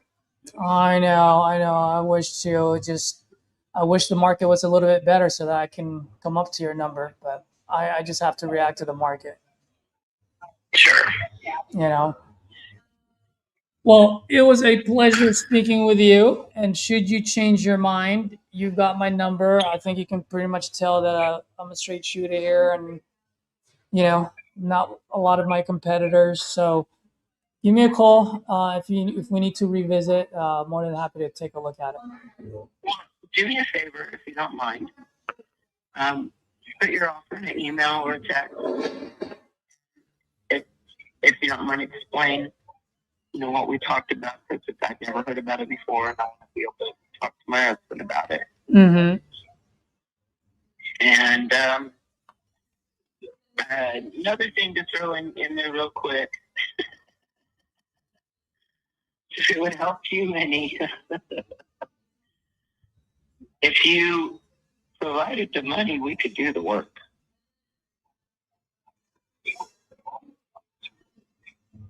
For what? Like redoing the bathrooms and to fix and all that. And it would save you money. Yeah. I mean, that is a possibility. I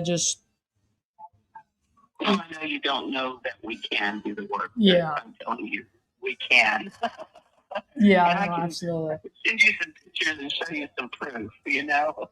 Absolutely. No, I completely get it. Yeah. Well, um, why don't we do this? Send me over pictures of your property, both the house and the tiny home. Okay. Also, send me a copy of your most recent mortgage statement. Please, please, please block out all of your personal information. I don't need to know that. I just need to see exactly what the interest rate is, what's your PITI is, right? That's what's really important for me. If you can do that for me, because then what I can do then is I can go ahead and reach out to one of my you can have one of these nerdy Asian guys in the back with their glasses on and run some numbers and see if I can come up, maybe give you guys a little bit more than the 25. But I do need to see some pictures and that mortgage statements, and that way we can really dial in. And if I can get closer to you, I'll let you know. And if I can, I'll let you know as well. How does that sound? Sounds good. Okay. And then on those pictures, the only thing I ask for is if you can do 2 angles per room zoomed out. Don't zoom into anything unless you want me to see something like maybe there's a crack on the wall, right? Or there's a soft spot. On those spots, then yes, zoom in. But everything else, just zoom out. 2 angles per room, plus all sides of the exterior. And then if you can take a picture of the roof, but don't get on a ladder. Just take a step, few feet back, and just point your camera towards the roof. Okay. And it does have a newer HVAC unit in here. Newer HVAC unit. Okay, great. So yeah, if you can do that for me, and then maybe we can reconvene and see what I can do for you. But it's really tight, so that's why I need those to be able to see if I can dial in on my numbers. Okay. Okay. Now, once again, I just want to make sure, how much can I rent the house for again? Just give me a number. Easy 23. 23. Easy. And the tiny home? 16. Okay. And do I need to get a permit for that? Why? You're in the county. That's right. That's what you said, right? So no need for a permit, right? Not that I know of. All right. All right, Miss Carla, send those over to me and see if I can make something happen for you, okay? All right. I appreciate it. All right. Thanks. Bye. Bye.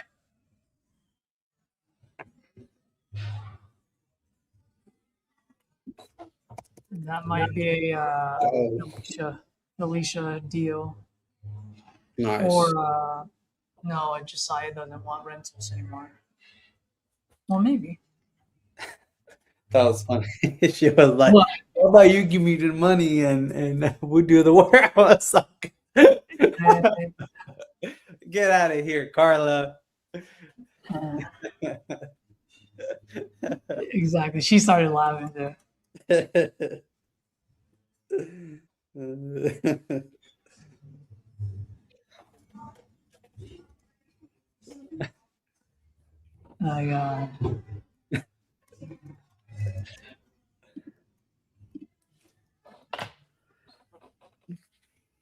Bro, look at this. Look at this one. What? I'll put it on the chat. Give me a second. Let me just text her real fast. Yeah.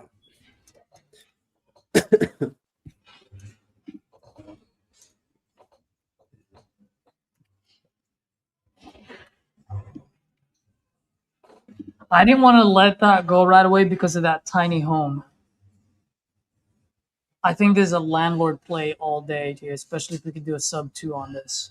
Mm-hmm. Yeah, I wasn't able to listen to that call because I had another call, and I think I got off like, I don't know, 7 minutes before this one. Yep. I only heard that last part. I mean, we got on the phone at the same time. Like, you got on with somebody while mine was ringing, and then she answered, and we've been on the phone for that long. Yeah.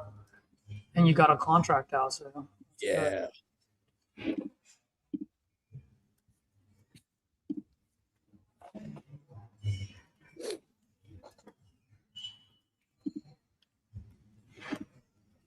All right, what did you say? Kingman, bro, you know who you need to call for this one? Just ask Galen, dude. Galen will give us everything. Yeah, dude, this is gonna be a good one. I feel like it would. It would I be a think, good one. I mean, if it's good, Galen might even buy it. Yeah. Dude, like everything out there, it's in like the low to mid threes. And Oh, yeah.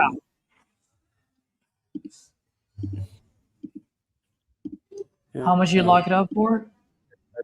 Or how much was the 185. option? 185. Yep. Oh, look at that. She just bought it 5 years ago. Her husband For passed away. 320? Dude. Yeah, it's crazy. Bro, what are we talking about? Oh, heck yeah, Edward, let's Yeah, go, baby. I'm like, hell yeah, let's go. And yeah, dude. Oh my lord, it was insane. Like I was done comping by the time I said hell yeah. Yeah, like that's what I said. Once I got there, I was like, oh shit, let me see. I was like, all right, I don't gotta do nothing here.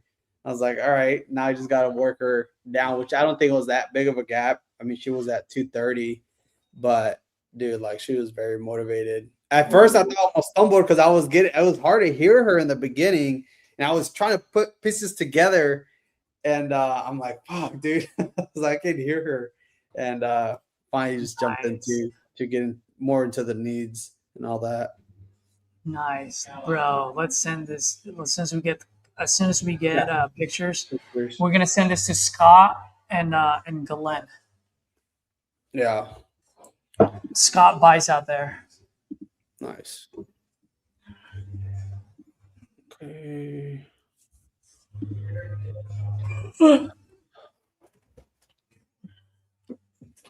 Julius, how you doing, man? Are you on the phone? I think he's on the phone. Can't hear him.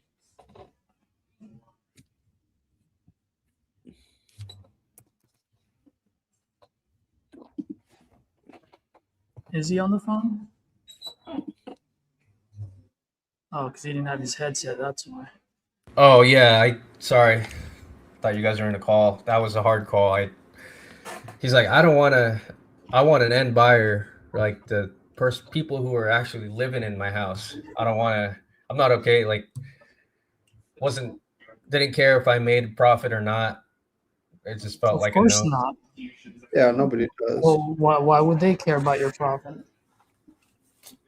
If you want to call that one, see how it. Now, when he said he wanted an end buyer, is it because you dropped your wholesaling line? No, he already said that before I said that. I did say the wholesaling line, but he said I'm looking for somebody to live in it. Why?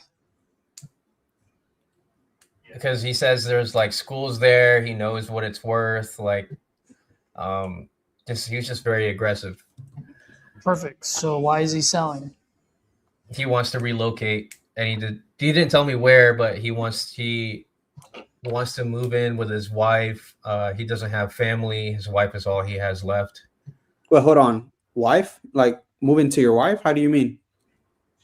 I am assuming the wife lives out of state. There you go. See? Boom. So all moving to my wife. Like, I'm here, my wife. She lives with me. What are you talking about? That's where I'm like, light bulb. So do you see the difference, Julius? Like you had all these excuses, right? On like he's aggressive, he's all this. Bro, it's not that. You didn't do your job. You just said, I'm assuming. Yeah. I think I was afraid to ask because why? I don't want to. I guess his aggression, like. So punch him in his face then. Yeah. Like why? Like I don't understand. Like why? What's the deal? And I'll get on you now because you're good now. You're getting better now. You're no longer. I mean, you're still a newbie, but you're not like that much of a newbie. You know what I mean? I just I don't really come across aggressive sellers too often. So what made him aggressive? Like, was it just because he called you out like he wants it like someone to live there, or what specifically? Um, Because like, what prevented you from asking that question when he said move into my wife? Like, I want to move in with my wife. You know, like I would have interrupted him there because he's talking about it. It's okay to interrupt him if you're interrupting like about like what he's talking about. Like once I would have heard that, I was like, wait, hold on. You said move in like with your wife? Like, how do you mean? Like she doesn't live with you? Oh, what's going on there? Well, man, how long have y'all been apart? You know, something like that. I could pick it up from there and figure out like, man, well, why now? You know, and I can start figuring that part out. You know, because it's relevant to what he's saying, right? What he's gonna say, oh, that's not relevant. Why do you think you're talking about it? You know, like, I'm not gonna be like, hey, no, I'm not gonna tell you. It's like, well, you literally are talking to me about it, right? How am I gonna be an asshole to you when I'm asking you a question about what you're talking about, right? The only reason I'll see some people like say, oh, that doesn't matter or stuff like that is like when it's out of context and it's just abrupt. That's when they're like, why is that important? Right. And also your tone and all that. Yeah. I do have the recording here. It's 15 minutes. It's a bad call, but I can play it for you guys if you want to see how it went. Nope. But I don't want to hear. Okay. Not when your first answer is I'm assuming. Yeah. 2 months ago, I would have been like, all right, Jules, let's listen to that. Right now, you're good enough, bro. And this is me giving you tough love because I believe in you. Appreciate it. Like, what the fuck is I'm assuming? Yeah. And Edward's dead on that, dude, bro. Like, you were friends. If I told you that, wouldn't you have that question? Wouldn't you be like, Caesar, moving to your wife? Yeah. Or you tell me you're not going to ask me that? Yeah. This is like a long distance relationship wife? Like, what? I'm like, damn, son, you're a pimp daddy. What's going on there? You got like that, man? Hey. Yeah. That's exactly what I would have said. And he really would have opened up. Yeah. That would have been good. And that would have probably lowered his guard down if his guard was up.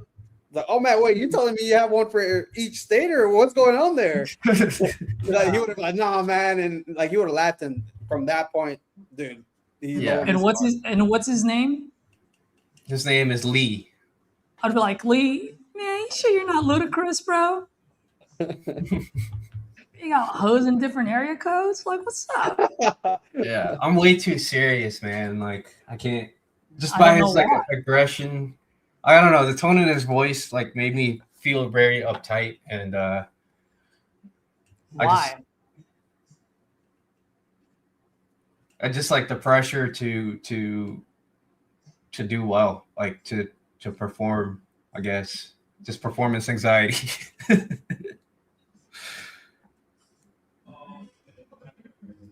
All right. When that said, then I'm gonna be a complete asshole to you every time we talk. Okay. Doesn't cost you any money for me to be an asshole. Costs you a lot of money when you reacted to that asshole, though. So I'll make sure you get used to assholes moving forward. All right. And just know it's me training you. It's not really me being an asshole too. Okay. Good one. Yes, I just sold them on the idea why I should be an asshole too. I know, I was like, good one. You freaking dick. Did you see how I just future paced you, bro?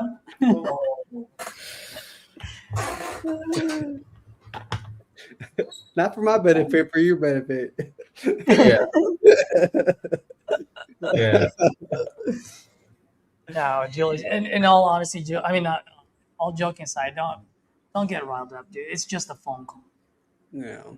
And the fact that you got riled up, so what? Now you know how to deal with it next time. Yeah.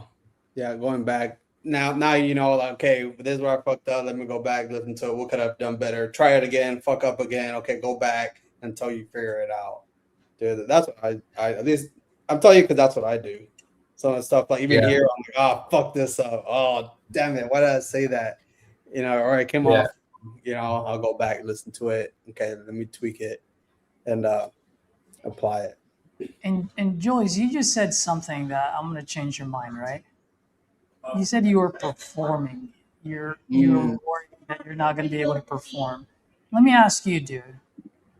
When you go to, what's your favorite store that you go to? Like any store Yeah. or Dutch Bros? All right. When you go to Dutch Bros, do you go there to perform? No, Why not? because I'm just buying a drink. That's right. So then why are you performing for this guy? Yeah. Come on with You're that. buying, you're buying his fucking house. You're the customer. He should be performing for you. Yeah. Right? I'm like, bro, I love buying houses, but I don't like paying assholes. So you want to talk to me so I can buy your house, or you want to be an asshole? No, that's pretty rough, right? I'm not really gonna say that. There's probably 1 out of 100 that I would say that to. I did tell one guy one time that he sounded like my ex-girlfriend. I did, because he kept comparing me to the previous wholesalers. And I said, man, I was like, you sound like my ex-girlfriend. You're blaming me for all the shit that her ex did to her. he started laughing. Yeah. No, but honestly, Jizz, you understand what I'm saying? Yeah. Right? That mindset. Right? You answer that question with so much confidence. Well, I'm buying there. Why do I need to perform? Same mindset, bro. You're the buyer. Yeah. Your call has been forwarded to voicemail. Damn, I missed this one, dude. Oh, she can't talk right now. Okay, cool.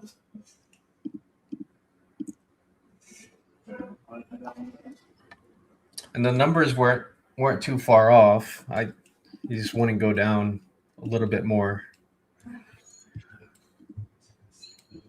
What was that?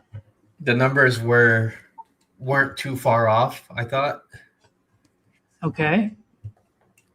But I needed it down a little bit more to. So I'm assuming because you're saying this, that means you educated him. I did. Yeah. Okay. So then my question to you is, what is the problem that he's trying to solve? Keeping up with the property, the payments. Yeah, I just didn't ask enough questions. I got nervous. What problem? So you don't. Okay. So, all right, that's fine. So a couple of things, and I'm gonna say something that's gonna completely opposite of each other. Okay. One is we really shouldn't be educating until we know what the full picture is. Right? And I know I'm saying that, but 8 months ago, 6 months ago, I'm educating. Right? Now that I've gone through enough reps, like we really shouldn't be educating unless we know the full picture of what we're trying to solve, or what they're trying to solve by selling homes. So that's one. The other thing is, I get it. You were nervous, so fuck it. You went for it anyway. So I can't take that away from you. I'll give you kudos for that.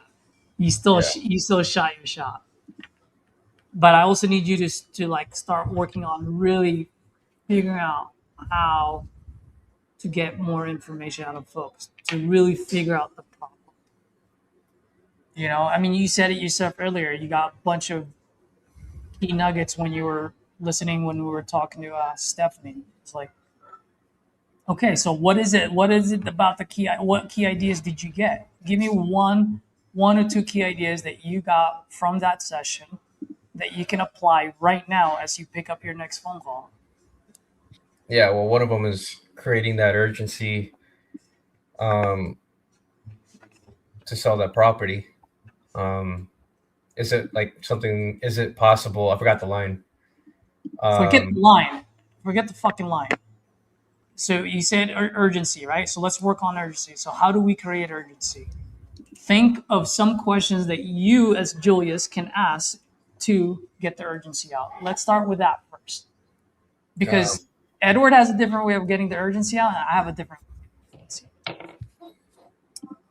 Well, one thing I can think of is what happens if it doesn't sell.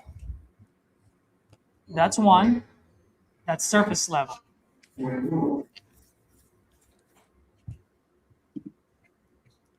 But that's good. That's a good start.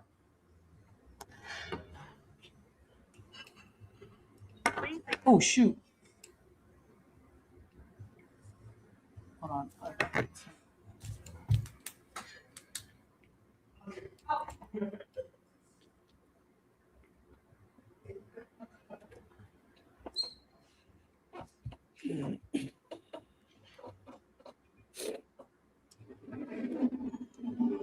What other questions, dude?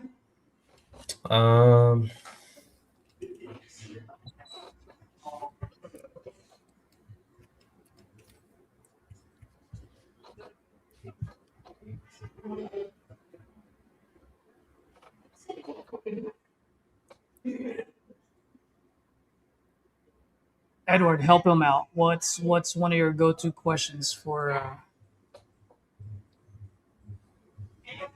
For what? For urgency? Mm-hmm. Why now? Like, what came up recently that made you want to look into this now?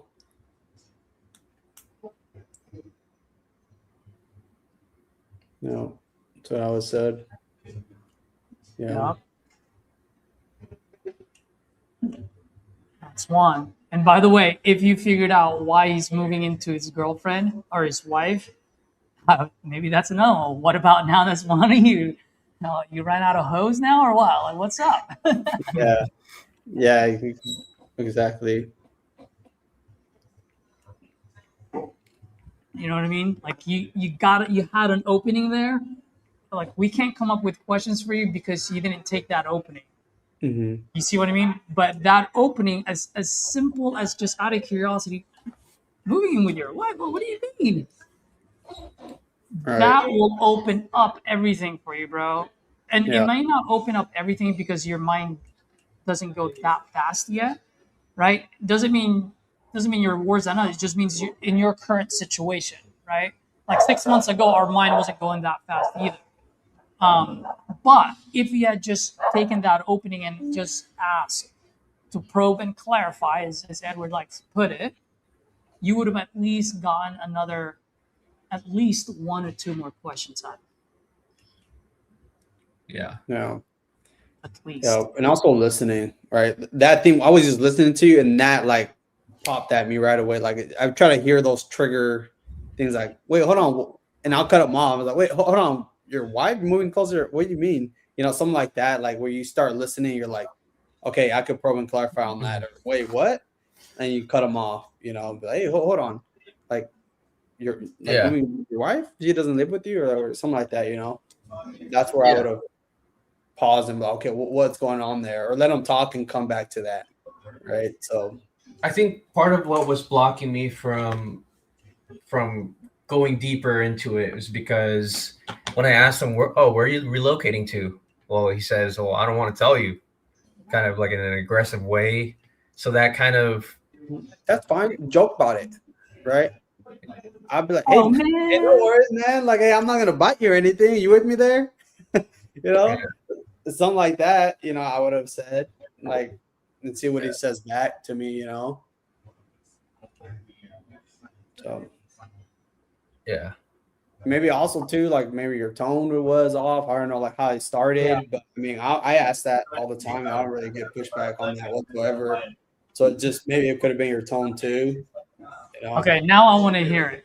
Now go play it right now. Now I want to hear it. Okay.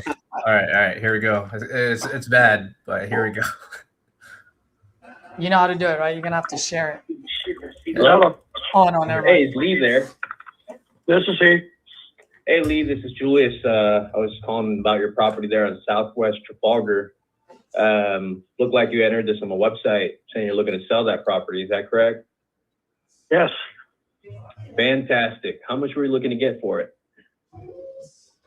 I started at 350,000. Now I'm down to 240,000. Okay. Are you looking for yourself or somebody else? Well, potentially me, but I am an investor. Well, okay, stop just there. to be upfront Let's with you, stop I there. am a wholesaler. See, what the fuck, dude? Like, Yeah. literally, do you go out to the bars and be like, "Yo, look at my cock. You want to fucking suck it?" Is that how you talk to women? No. So then, why do you talk to sellers like that? I think because he asked me that question, I didn't know how to answer it. I just had to let it all Yeah, out. dickhead, I'm a buyer. Okay. Yeah, John. Otherwise, I wouldn't be calling you. Like, Yeah, like it's I just- don't understand. I don't understand the mentality behind it, Jules. And I'm trying to like understand your concept so that I can try to fix it, because I really have no idea why. And that's the reason why I paused it, because at that point you lost everything. He no longer has confidence in you. You are not the guy that's going to solve this problem today. I don't give a shit about any of the other call. Would you agree with me on that one, Edward? Yeah. Feel Right free there. to disagree with me, by the way, Edward. Feel free to disagree with me.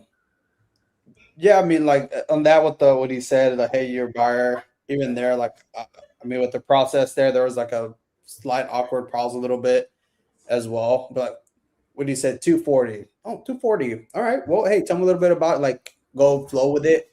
There was like a little hesitation there and a little bit of that little spot there, and that's why I felt like he asked to, like, I mean, are you a buyer or something? Sounds like he gets a lot of calls too. But yeah, I also do agree with you, Caesar. You had no confidence there. You were so good on the introduction. That was perfect, dude. You went from like 10 to like 0 because you had no confidence. You gotta have confidence. Secondly, and I know Edward is his. This is how well I know Edward. All right, Edward's brain just went like this at this moment, right? because he didn't even tell you what Mary Clark is saying on the comments. That's where Edward would have been at. That's where he would have gone. He wouldn't ask what's going on, or tell me what you got going. He would have asked, "Oh, 350, 240. What do you mean? Like, what's going on there?" Not, "Can you tell me what you got going on?" You see how, like, it's the same question, but it flows better. Why? Because out of curiosity, why would someone go from 350 down to 240? That's $110,000 difference. Yeah. Right? I am willing to bet my money right now that that's where Edward would have gone. Well, that's the first thing I did hear that. I was like, 350, 240. That is a big gap, to be honest. That's a big gap. That's a But trigger. I also don't ask price up front. But like, if I would have asked it right there, like, I would have heard that. And I'm like, that. Damn. For me, that's where I'm like, damn, 350, 340. Man, what happened? Right? Yeah. Exactly what Mary said right there in the comments. She has it literally in the comments there. Yeah. She put it in the comments. Yeah. 350, not too. Yeah. Yep. And- So and if you had asked that, then the conversation would have gone that way. But go ahead. Sorry. No, the thing, like, I know you were talking about, like, where was the mentality and me, like, saying I'm an investor and all that. It's just that when they ask that question, it kind of puts me on the spot. I feel like the need to be completely honest and transparent with him. That, like, hey, are you the end buyer? I just felt like I didn't want to lie. I'm not saying it's lying, but like I just felt the need to say the truth. Like, listen, I'm a wholesaler. Like,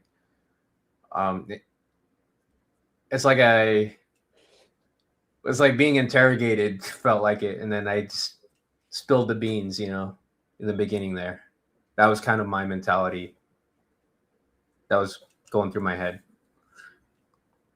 Hey Julius, I'm a woman. I go up to you. Hey Julius, you want to fuck me tonight? Is that why you're talking to me? What are you gonna say? Yes, or are you gonna be like, no? You seem like a nice lady. That's why I want to talk to you. Even though that's your main game, that's your end game. Oh, why don't you feel better on that? Yeah. You get what I mean? Yeah. And Jay Styles absolutely right, man. Embrace it, bro. You gotta embrace it, man. Like at the end of the day, you're a problem solver. You're solving it, and like I get it. You're not an end buyer, so you don't feel like you should say that. I mean, if you don't want to say it, don't. But bro, you gotta have confidence when you say like, yeah, I'm gonna wholesale this fucking deal, right? Another way of saying it, hey man, yeah, I can buy it. I also have a group of people that can buy this. Then and I'm here to solve your problem or solve whatever it is you're trying to achieve. Yeah.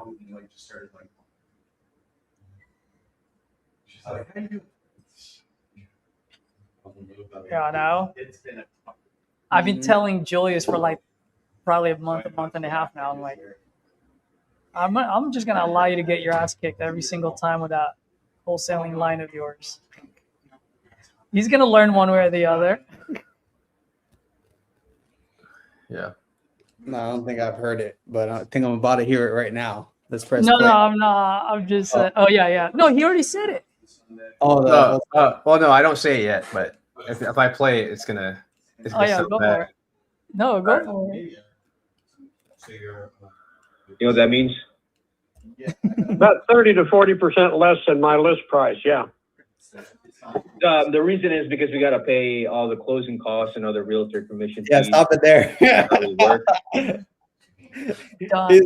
He's like, yeah, 30 or 40%. And the reason is, yeah, you're like, yeah, he's right. You're basically telling us like, all right, jackass. And he's gonna, you told him like, yeah, and the reason is, you're justifying why, like what he just said right there. Yeah, y'all do 30, 40% less of whatever. Like, yeah, and the reason is, I'm like, oh no. Yeah, right there. No, I wouldn't. Yeah, they don't care. I just don't think it's necessary, especially this early on in the conversation. Like, I don't even exactly. know. It's too early. Like, he put out a form, right? He did. Lee Zolo, yeah. He put out a form, dude. He's looking to buy or looking to sell.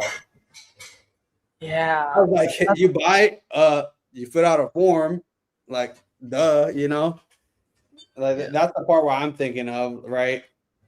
And that's why me personally, I don't know. I mean, you're like the way you did it there, wait, I don't think you even said, did you say in the beginning, like, hey, did you look like you filled out a form or did you? He did. Okay. He did. He said all that. Some people would just say, hey, calling by your property, are you still looking to sell that? And they'll still go say yes, but I at least like to address it like, hey, they're like, you fill out a form, like he reached out to me, but okay, yeah. I mean, I would still bring it back to that, right? What do you say that? You guys like, yeah, and is that what you're looking for at the end of the day? Yeah, okay, great. Well, hey, tell me a little bit about it, like, and then go on from there. But and I'm just gonna interrupt you guys' train of thought for a quick second. I apologize, but I think this is the right. Mary, are you the Mary into you? If you are, I just want to say something. I want to correct you on here. You say, the more I listen to you guys, the more I see it's a skill game over a numbers game. You could not be any more false than that. It is absolutely not true. This is more of a numbers game than a skills game. The thing is, the reason why we're skillful now is because we put in the reps. We did the numbers. We are playing the numbers game. So, just wanted to say that. But go ahead. I think the numbers, though. I think I thought a little different there. I guess you, Caesar. I felt like, the numbers do get you to the skills for sure. Oh right? Yeah, I think you're right. Yeah, I think that's Mary all I was like, I do. Like when I saw, I agreed, to be honest with that, because the numbers do get you to the skills there. I think that's what she meant. I agree too. Sorry, Mary, I misunderstood what you were saying. Now that you've clarified it, and Edward said, yeah, I do agree with you. I gotta go use a break, but you guys can go over this call if you want to. It's a I'm disaster. done with it. Yeah, it was right there. Like that's the part where I was thinking is okay, like the way you're telling me it ended. Okay, there's something there we didn't like clarify or didn't probe enough why he's looking to sell. And then he told me like, hey, once you asked him like, oh, where you heading to next? Oh, what does that matter? Like right there, I'm like, okay, there's something you did in the beginning that created resistance, or like maybe it's just like you're trying to follow the process, but it just kind of awkwardly doesn't really sound like it's flowing like a normal conversation, which got him to like raise that resistance there. So like now listening it from the beginning, dude, it started from the beginning. Like the whole thing all started from the very beginning. Was that right? Like you raised his resistance right there, right? You didn't have to do all that like at all. You know, you don't have to explain nothing right now. Hey, are you buying? Yeah, and that's exactly what we do. Looked like you filled out our form on our website about selling. Is that correct? Yeah. All right. Well, hey, look, tell me a little bit about what you got going on. Boom. Right. You're just having a conversation, right? Like if I fill out a form online to sell my house, like obviously I'm expecting the person that's calling me to be a buyer, right? Right. So for me, I'm also seeing it like yeah, it's a dumb question. Like I don't know, I'm a little sometimes sarcastic and stuff, and then I'm like, well, duh, you know, like yeah, and and you could say like, hey, are you buying? Like, do you buy? Well, that's actually why a lot of people reach out to us. Like, duh, you know, like so I would have probably been sarcastic there a little bit, just playful. Yeah. You know? Yeah, and that's actually typically why people reach out to us, because we do buy properties. Now, you know, tell me a little bit about what you got going on, right? You don't have to say all that, you know. Mm-hmm. Oh, do you buy? Like, are you buying yourself? Yeah, and you just say, yeah, move on, right? Or just say exactly what I just said earlier, right? And then you just move on from there at that point, because then you got stuck there and created resistance, and then now you're trying to, you know, go ahead and push through the conversation, and anything you're gonna ask is like, all right, you know, like he's just gonna be resistant to it. Yeah. But yeah, Appreciate it, man. and I would write that part down. Like if they tell you you're getting that a lot, like, hey, do you buy? Are you are you buying? Yeah, and that's typically why people reach out, right? It looked like you filled out a form, right, to sell. Is that correct? Yeah. Okay, great. Well, that makes sense how we can help, right? Hey, that makes sense how we can help, right? Yeah. Just write it down, dude. Like write it down so you practice it. Like say that something around those lines. Yeah, and that's typically why people reach out, right? And it looks like you did fill out a form, right, to sell your property. Is that correct? Yeah, that I did. Okay, well, that makes sense how we can help. And then boom, like continue with their conversation. Right. Yeah. Because they reached out to you. I didn't reach out to them. Right. He needs my help. I don't need his help. Right. So you said, no, I am. Okay. Well, that makes sense how we can help.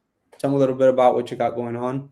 And then he would have told you about the wife, or, you know, and then dug into that. And yeah. Cool. Yeah.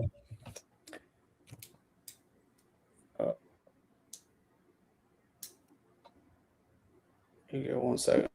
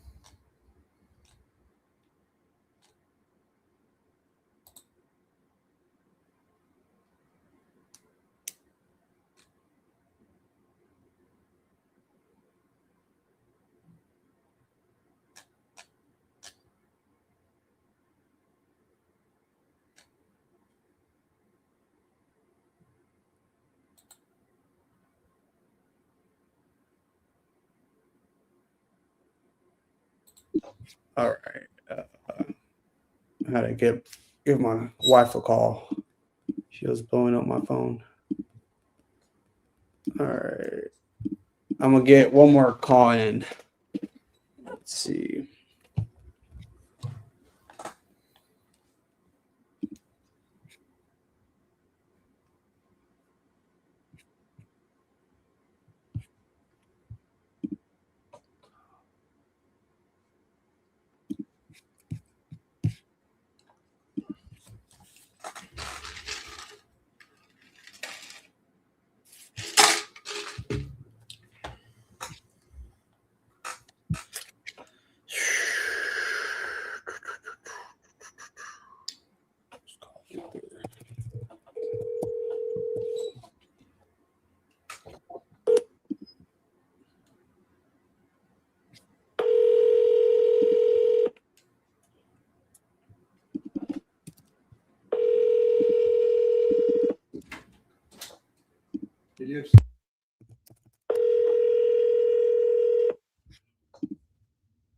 Telephone number 8169. Okay, let's call this one from New York.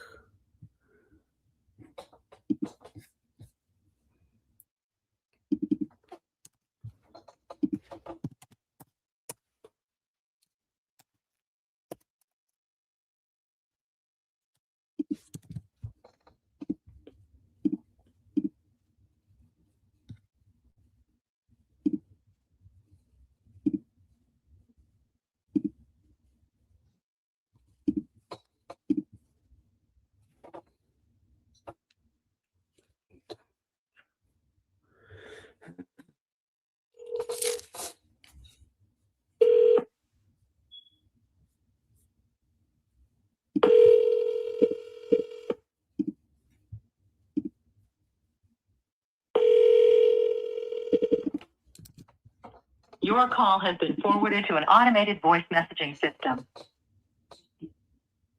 Hello.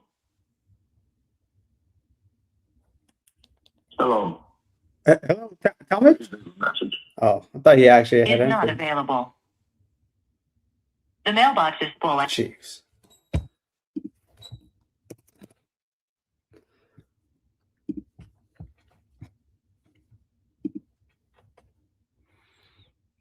Mm, Do y'all want to call my lead?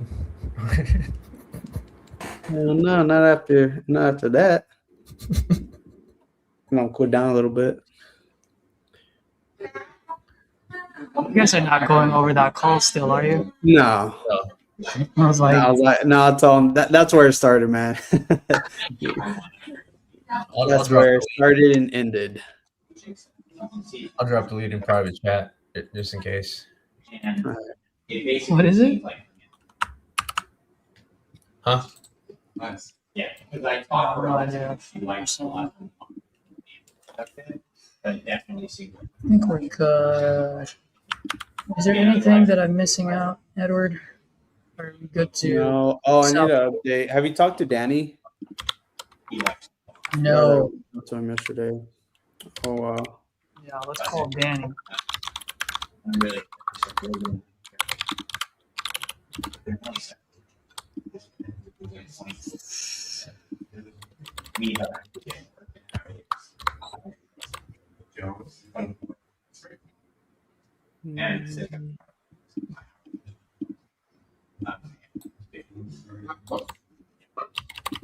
So wrong if it's one drunk.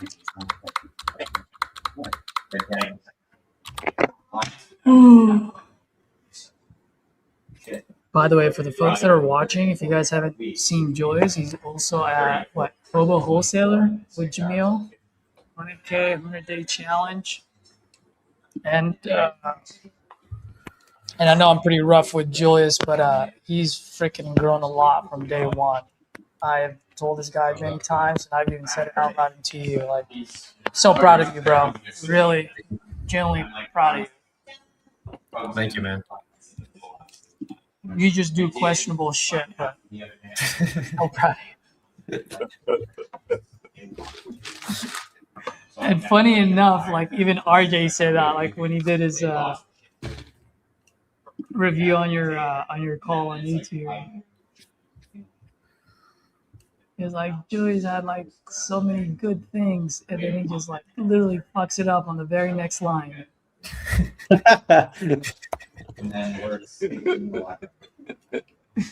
He's like, Julie, I just don't understand. Like, you were doing so great. You sound like you've been doing this for a long time, and then you sound like shit. Literally, the very next line. Like, there's not even any foreplay there. It was like 60-0.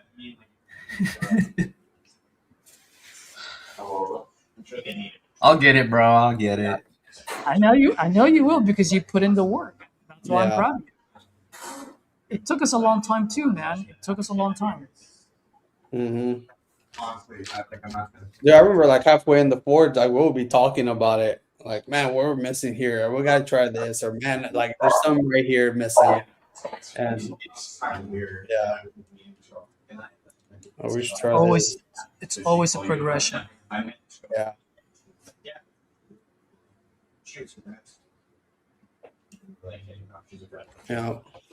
Yeah. How much did he want for this one, Julius? $240. Oh yeah, he went from $350 down to $240. Yeah.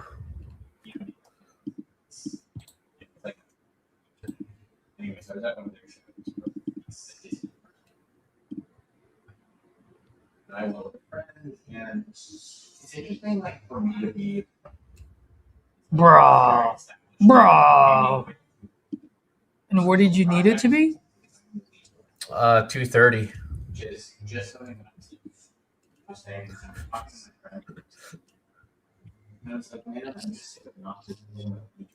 Wait, what?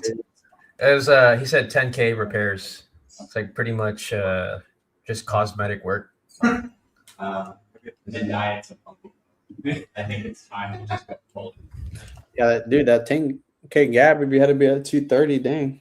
But big right there. there's And you know why he won't move $10,000? Did you guys talk about this already or no? If you did, I don't want to. No, we didn't. We didn't talk about that. I will I say didn't know where he had to be at. You know why? does that mean Because he knows you're earning 30-40%. yeah.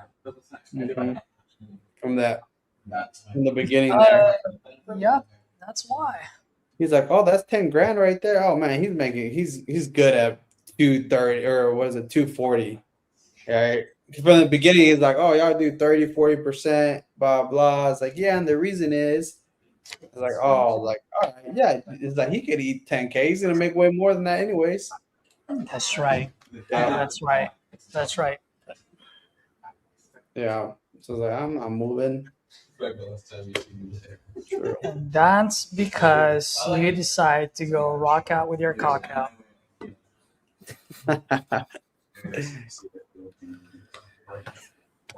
Let's go.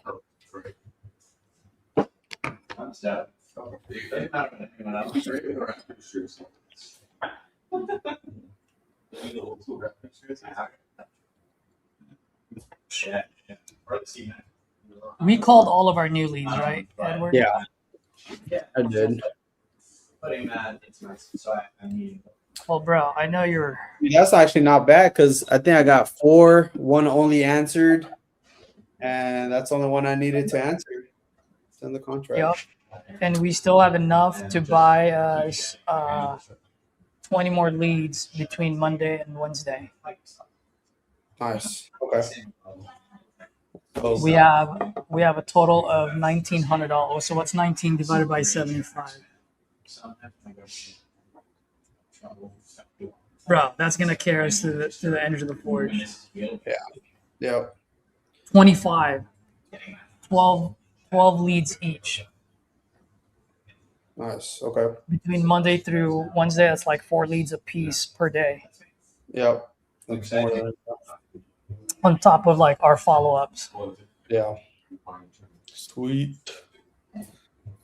So it's not bad. that said, I'm done calling for the day. If you want to spend some time out in the sun. Yeah. But before I go, Julius, I mean, if you have any other questions or anything else, I'm more than happy to stay on here for another 5-10 minutes. No, I think I'm gonna watch the replay with Stephanie and really go back through that. And also, I think this was helpful advice for the call I just had as well. Cool. Yeah, it just caught me off guard because I've never gotten an aggressive seller in a very long time. I was just like, whoa, you know? Yeah. Well, Yeah, I get it. You were gonna say something, Edward? No, I wasn't gonna say that. Then it's fine. I will tell you though, with aggressive sellers, you cannot, and I repeat, you cannot be timid. Yeah, that was steamroller. Yeah, you don't need to be an asshole, but you cannot be timid because they will just run you over. If you're gonna be timid, you might as well just hang up. Yeah. Or just be joyful, man. Get them to laugh. Once you do that, boom, disarmed. I think that's the best way, to be honest. Yep. Edward, you want to call this guy? This one? Yeah, let's go. Come on, dude. Okay, I'll do this last one. Let's go, baby. You guys love how I Edward. When did this lead come in? Yeah. Let's see. It doesn't say. That's fine. Is it a speed to lead, property leads, or what? Lead Zolo filled out a form. Okay, cool. That's fine. I'm sure he filled out other forms, especially since he went from 350 down to 240. You say you need it at 430? 230. That's what I thought. 10K repairs. Put it this way, Edward. I'll tell you this. There is an as-is property for 2-bedroom, 1-bathroom sold for $200,000. And his is a 3-bedroom, 2-bathroom. Okay, just leave a message. Thank you. Call him back. Hold on. Trafalgar? Trafalgar. Oh. Just leave a message. Hold on. Let me try my personal number. Yeah, personal.